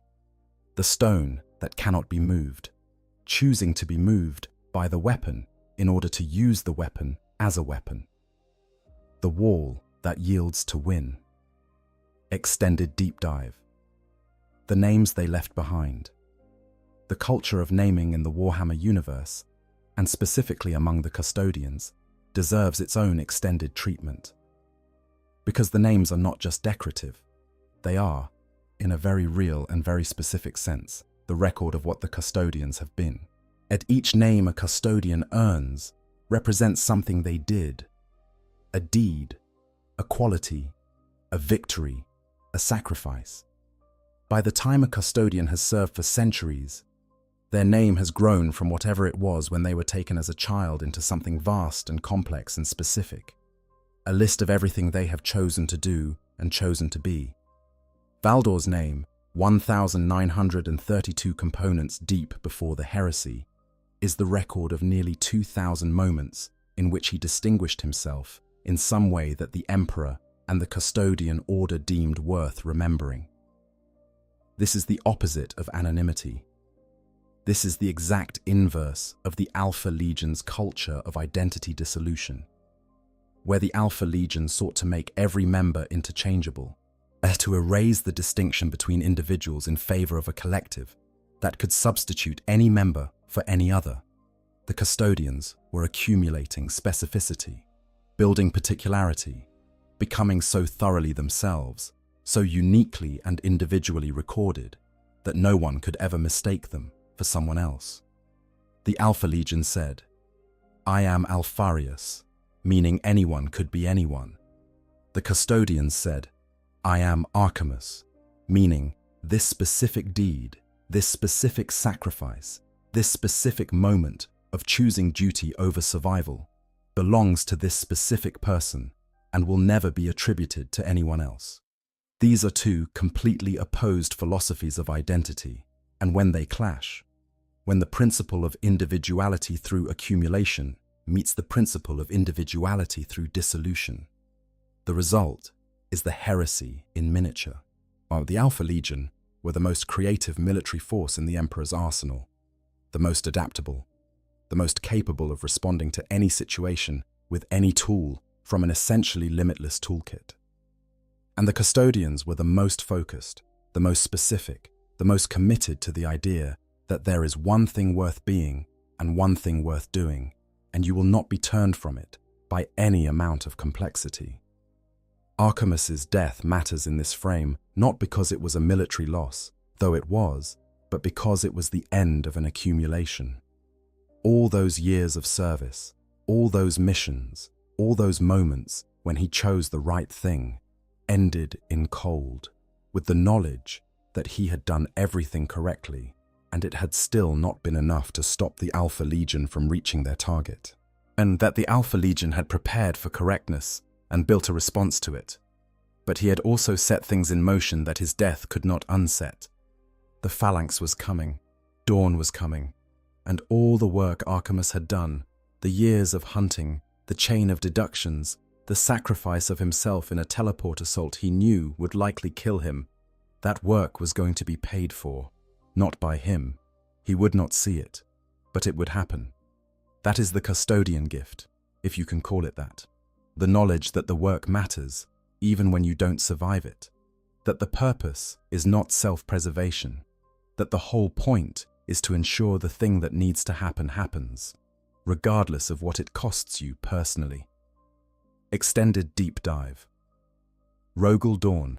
Say, the man and the myth. We have spent a lot of this video discussing Dawn as an instrument, the tool that executed the outcome, but it is worth spending time on who Dawn actually was as a person, because his character is inseparable from why the duel on Hydra ended the way it did. Rogal Dawn was, among the Primarchs, one of the most emotionally legible. Not in the sense of being openly expressive. He was famously stoic, famously controlled, famous for the kind of iron emotional discipline that his legion reflected in their martial culture. But he was legible in the sense that what he valued was never hidden. He was not political in the way Rabut Guilliman was political, always managing perceptions and coalition building and working with all the tools of diplomacy and institutional power. Yet he was not internally conflicted in the way Lorgar was conflicted, always searching for something to believe in and never entirely satisfied with what he found. He was not brilliantly creative in the way Magnus was creative, perpetually discovering new dimensions in every problem. Dawn simply believed, completely, uncompromisingly, without reservation. He believed in the Emperor. He believed in the Imperium. He believed that there was a right way to do things and a wrong way, and that the right way was to build the best defenses you could, hold the line until it cost everything you had to hold it, and trust that the Emperor had a plan that was larger than any individual sacrifice. This sounds simple. This sounds, frankly, like the kind of philosophy that would be naive in most contexts. But in Dawn's context, in the context of the Horus Heresy, where the galaxy was being torn apart by betrayal at the highest possible level, where the Emperor's own sons were turning against him, where trust had been shattered everywhere it had ever existed, Dawn's simple faith was not naive. It was the only thing keeping Terra functional. Someone had to believe without equivocation. Someone had to be the rock. And Dawn was that. His relationship with Archimus, which the novel develops beautifully, reflects this.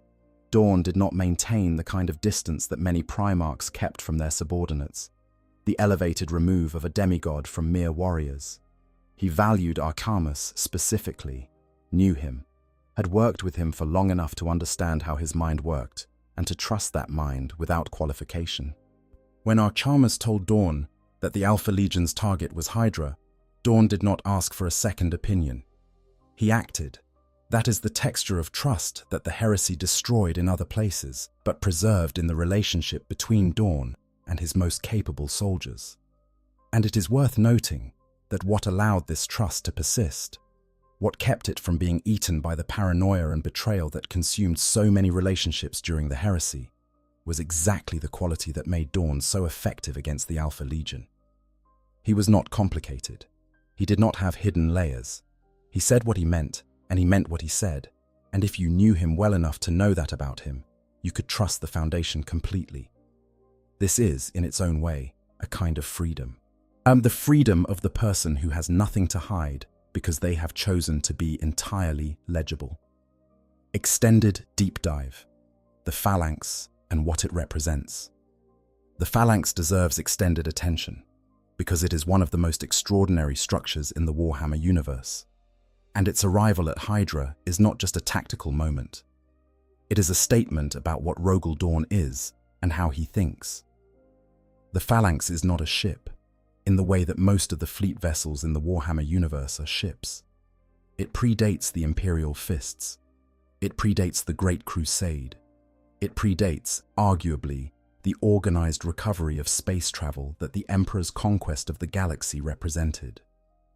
It is an ancient thing, a structure that the records cannot fully account for.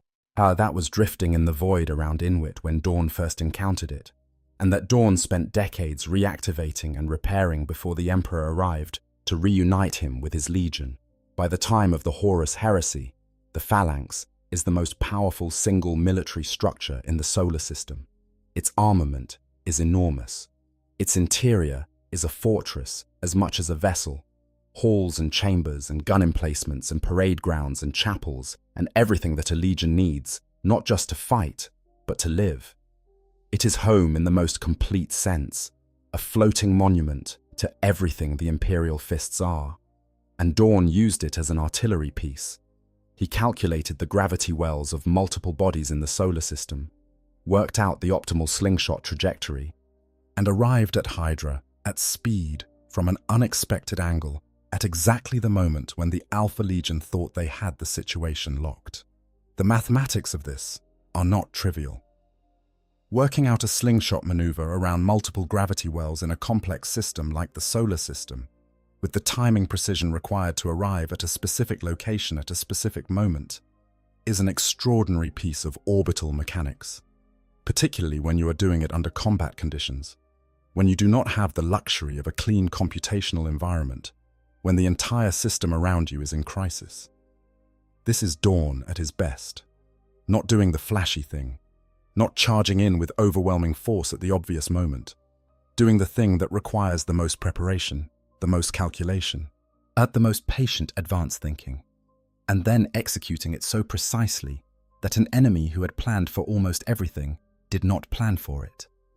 The Alpha Legion put their fleet into minimum power mode and drifted for a year to avoid Dawn's surveillance, and Dawn answered that by doing his own version of it, not drifting, but something in many ways more difficult, building up velocity through a chain of gravitational assists that was, in its own way, as invisible as the drifting fleet had been. The Alpha Legion's approach was invisible because it made no noise. Dawn's approach was invisible because it came from a direction nobody expected, and at a time nobody anticipated. Two geniuses, two completely different forms of genius.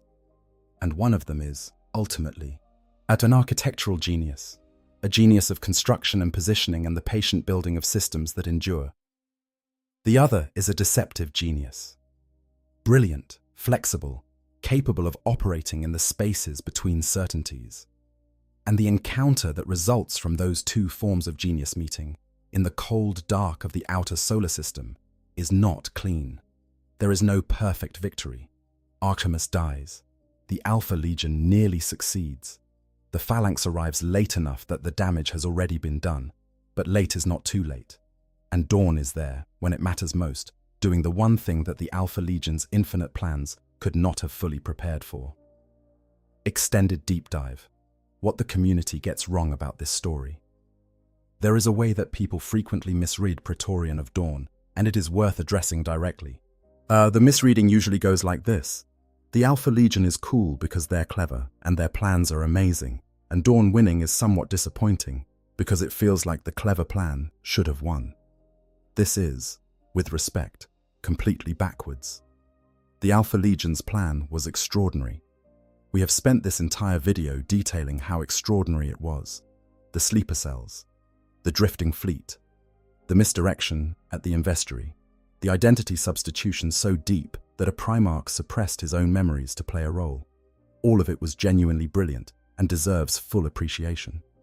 But brilliant is not the same as correct. The entire point of the Alpha Legion's story, the thing that makes them genuinely tragic rather than just villains with impressive set pieces, is that their brilliance is in service of a plan that is, and at its deepest level, a form of civilizational despair.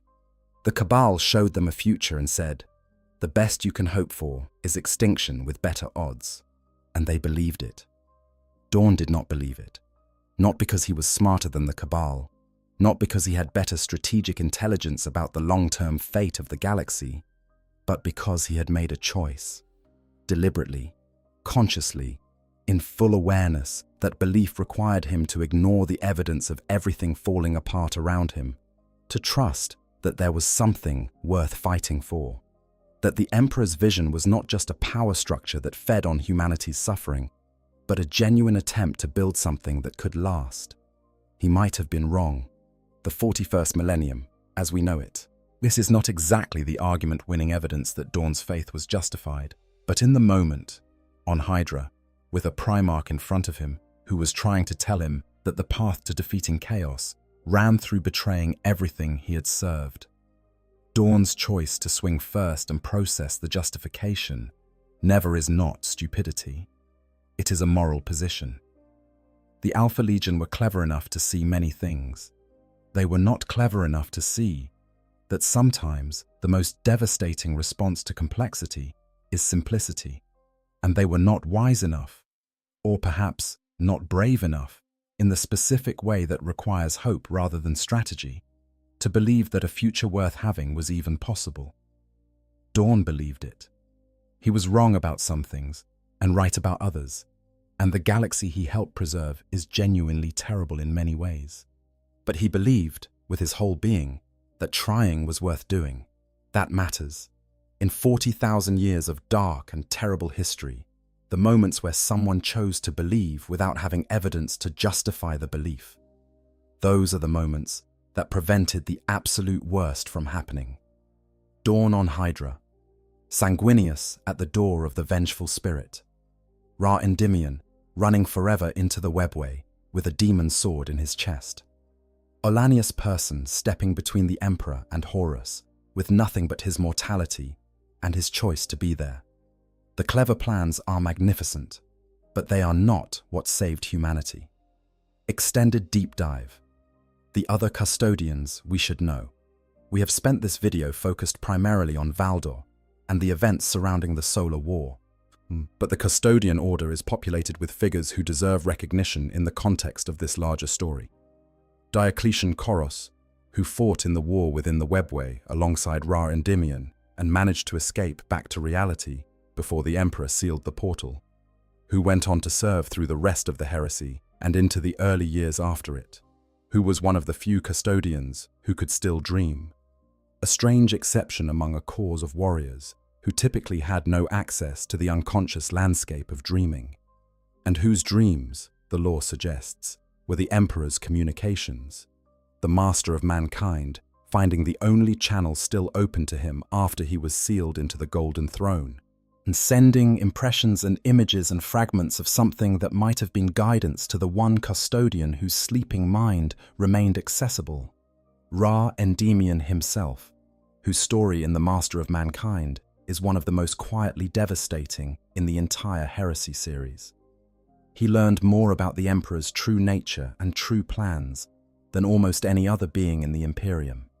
He had the vision shared with him, the full scope of what the Emperor was trying to build, what the Imperial Webway project was meant to achieve, what humanity's future could have been if Magnus had not shattered the wards. And then he volunteered to be the vessel for a demon called Drachnien, the echo of the first murder, one of the most ancient and terrible entities in the warp, because the Emperor needed someone to run forever, carrying that demon trapped inside them. And Ra was the person there when the moment came. He ran. He is still running, the lore implies. Somewhere in the Webway, in a place where time functions differently from real space, a custodian tribune who was among the most trusted of the Emperor's guardians is running an endless race with a demon inside him, keeping the most dangerous of the warp's ancient powers contained through nothing but willpower and motion and the specific, absolute commitment to a duty that can never end. This is what the custodians are. Not just warriors, not just soldiers. The people the Emperor chose for the tasks that had no limit and no defined completion. The people he trusted with the most important, the most terrible, the most irrevocable commissions. And to Caltus Dusk, whose story we touched on earlier, who stood between Horus and the Emperor in the final moments on the Vengeful Spirit, after the Emperor was already grievously wounded, and after every other custodian had either died or been turned against their master by Horus's power.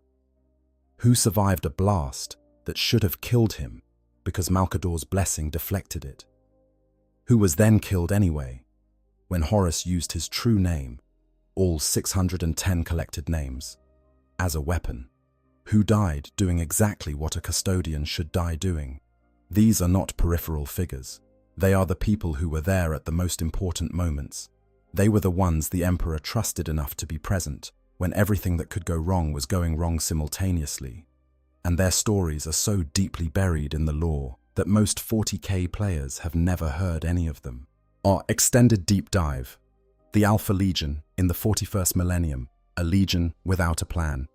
Let us come full circle and spend a final extended moment on what the death of Alfarius actually produced, 10,000 years on.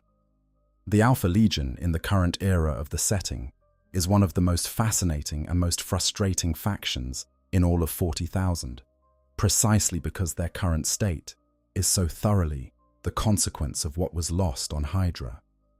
They are an organization that still functions perfectly in terms of the individual components.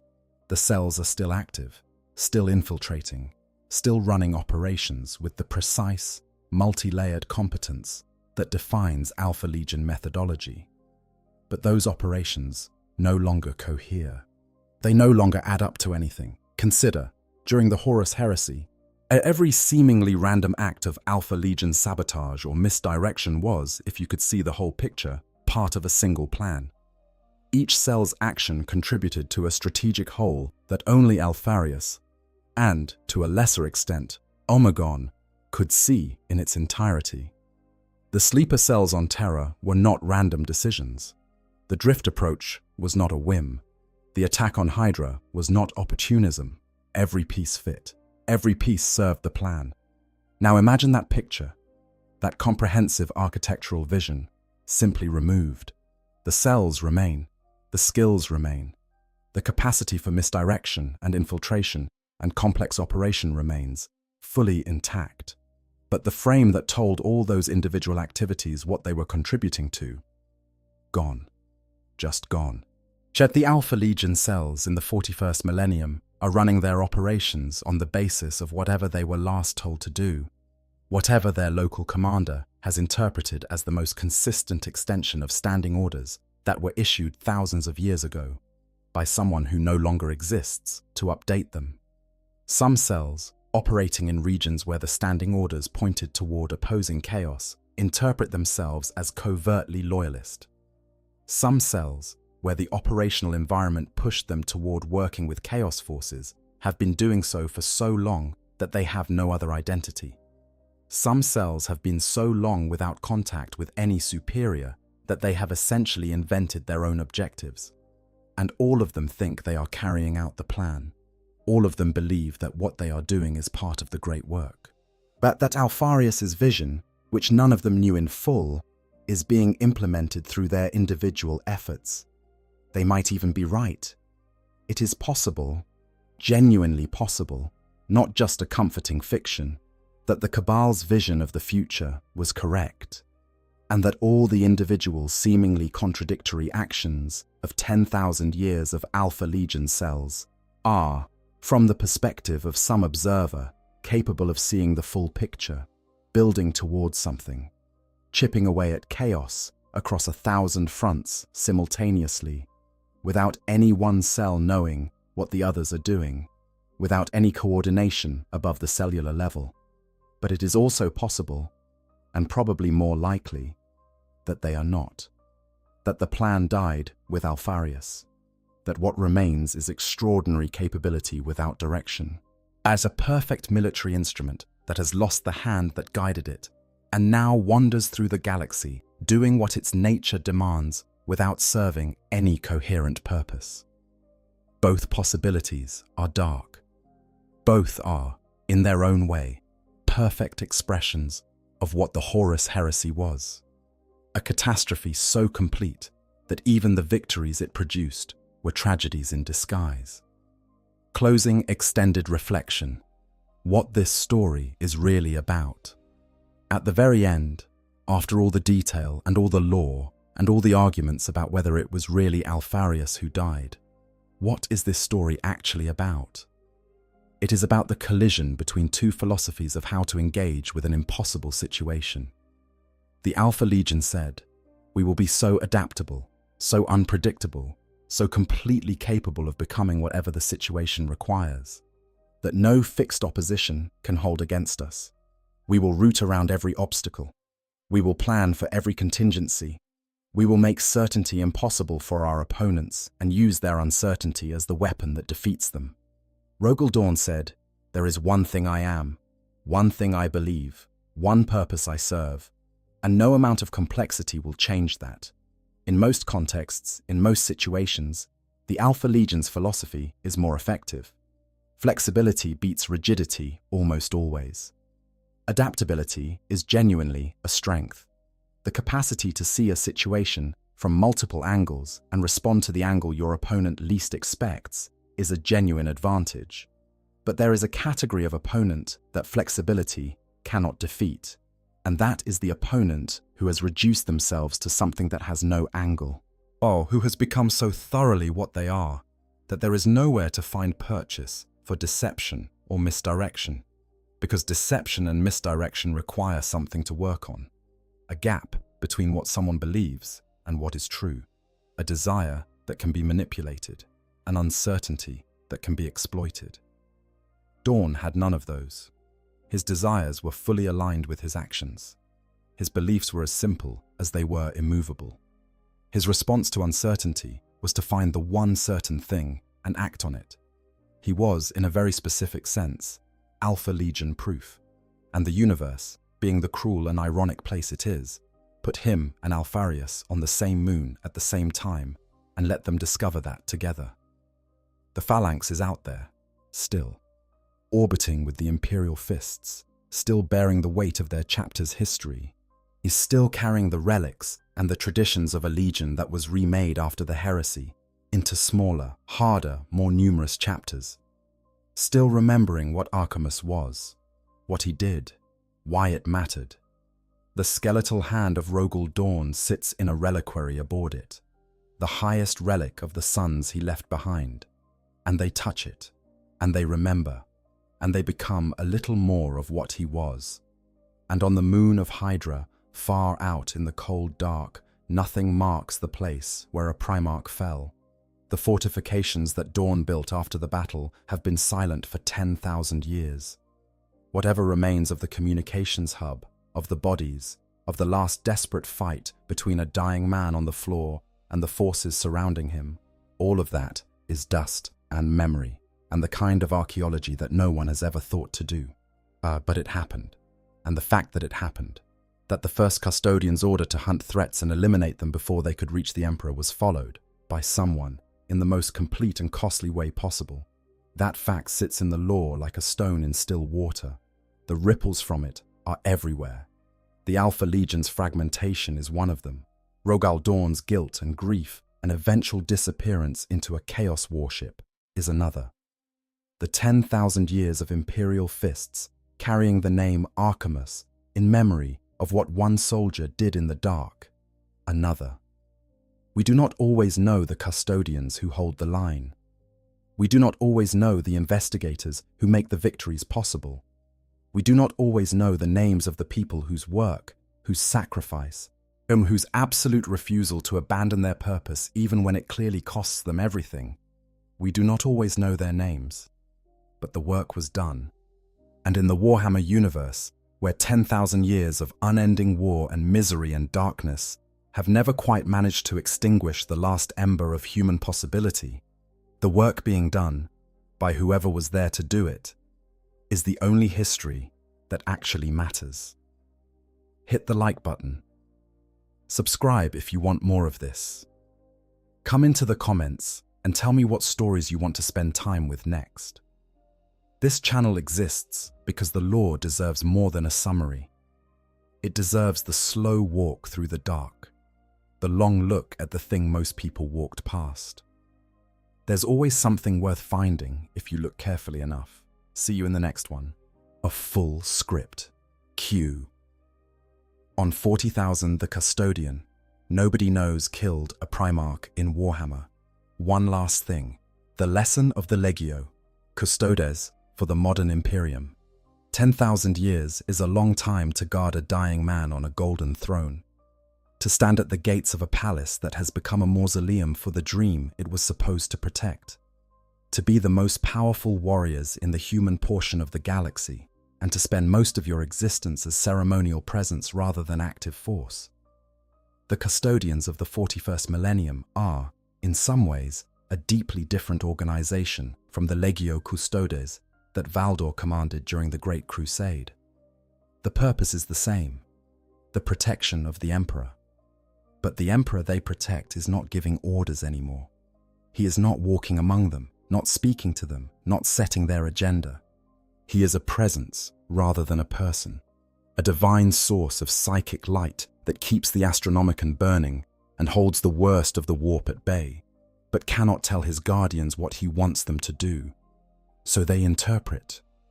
They make their own assessments of what the Emperor would want. They guard the palace. They send out individual warriors on missions when they judge the threat severe enough to warrant it. They have become, in the absence of direct instruction, a kind of self-directed institution whose purpose is defined by their own understanding of what they were made for. The Captain General in the current era, Trajan Valoris, represents something new in the history of the Order, which is the recognition that the old policy of absolute isolation was not actually serving the Emperor's interests. The galaxy is too dark, as the threats too numerous, the crises too immediate for an organization of 10,000 of the galaxy's most capable warriors to remain behind walls while everything falls apart on the other side of them.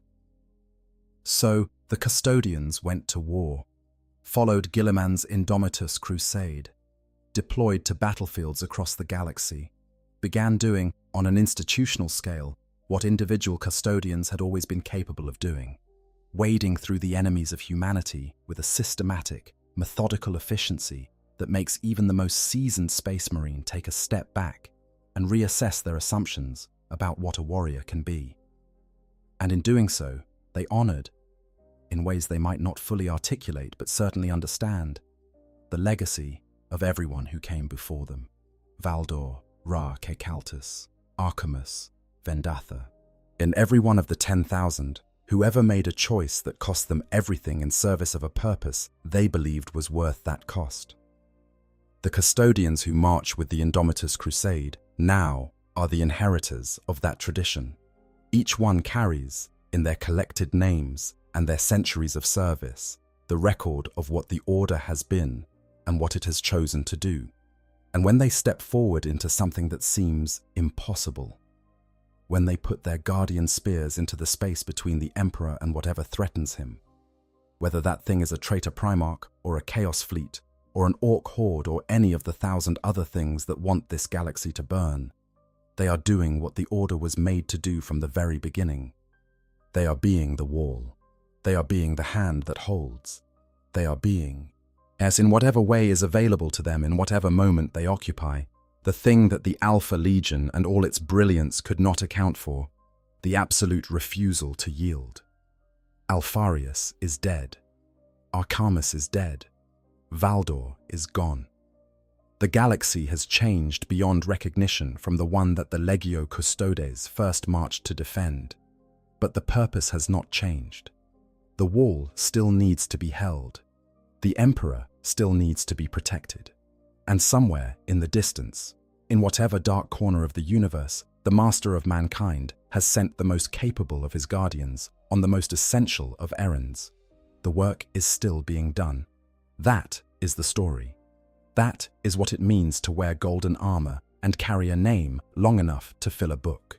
That is what it means to be a custodian of the Emperor of Mankind. And it is a story that the community would benefit enormously from knowing better. I hope you guys enjoyed the story. Make sure to hit the subscribe, like, share button, whatever you want. Give me some feedback if there's any. And yeah, sleep well.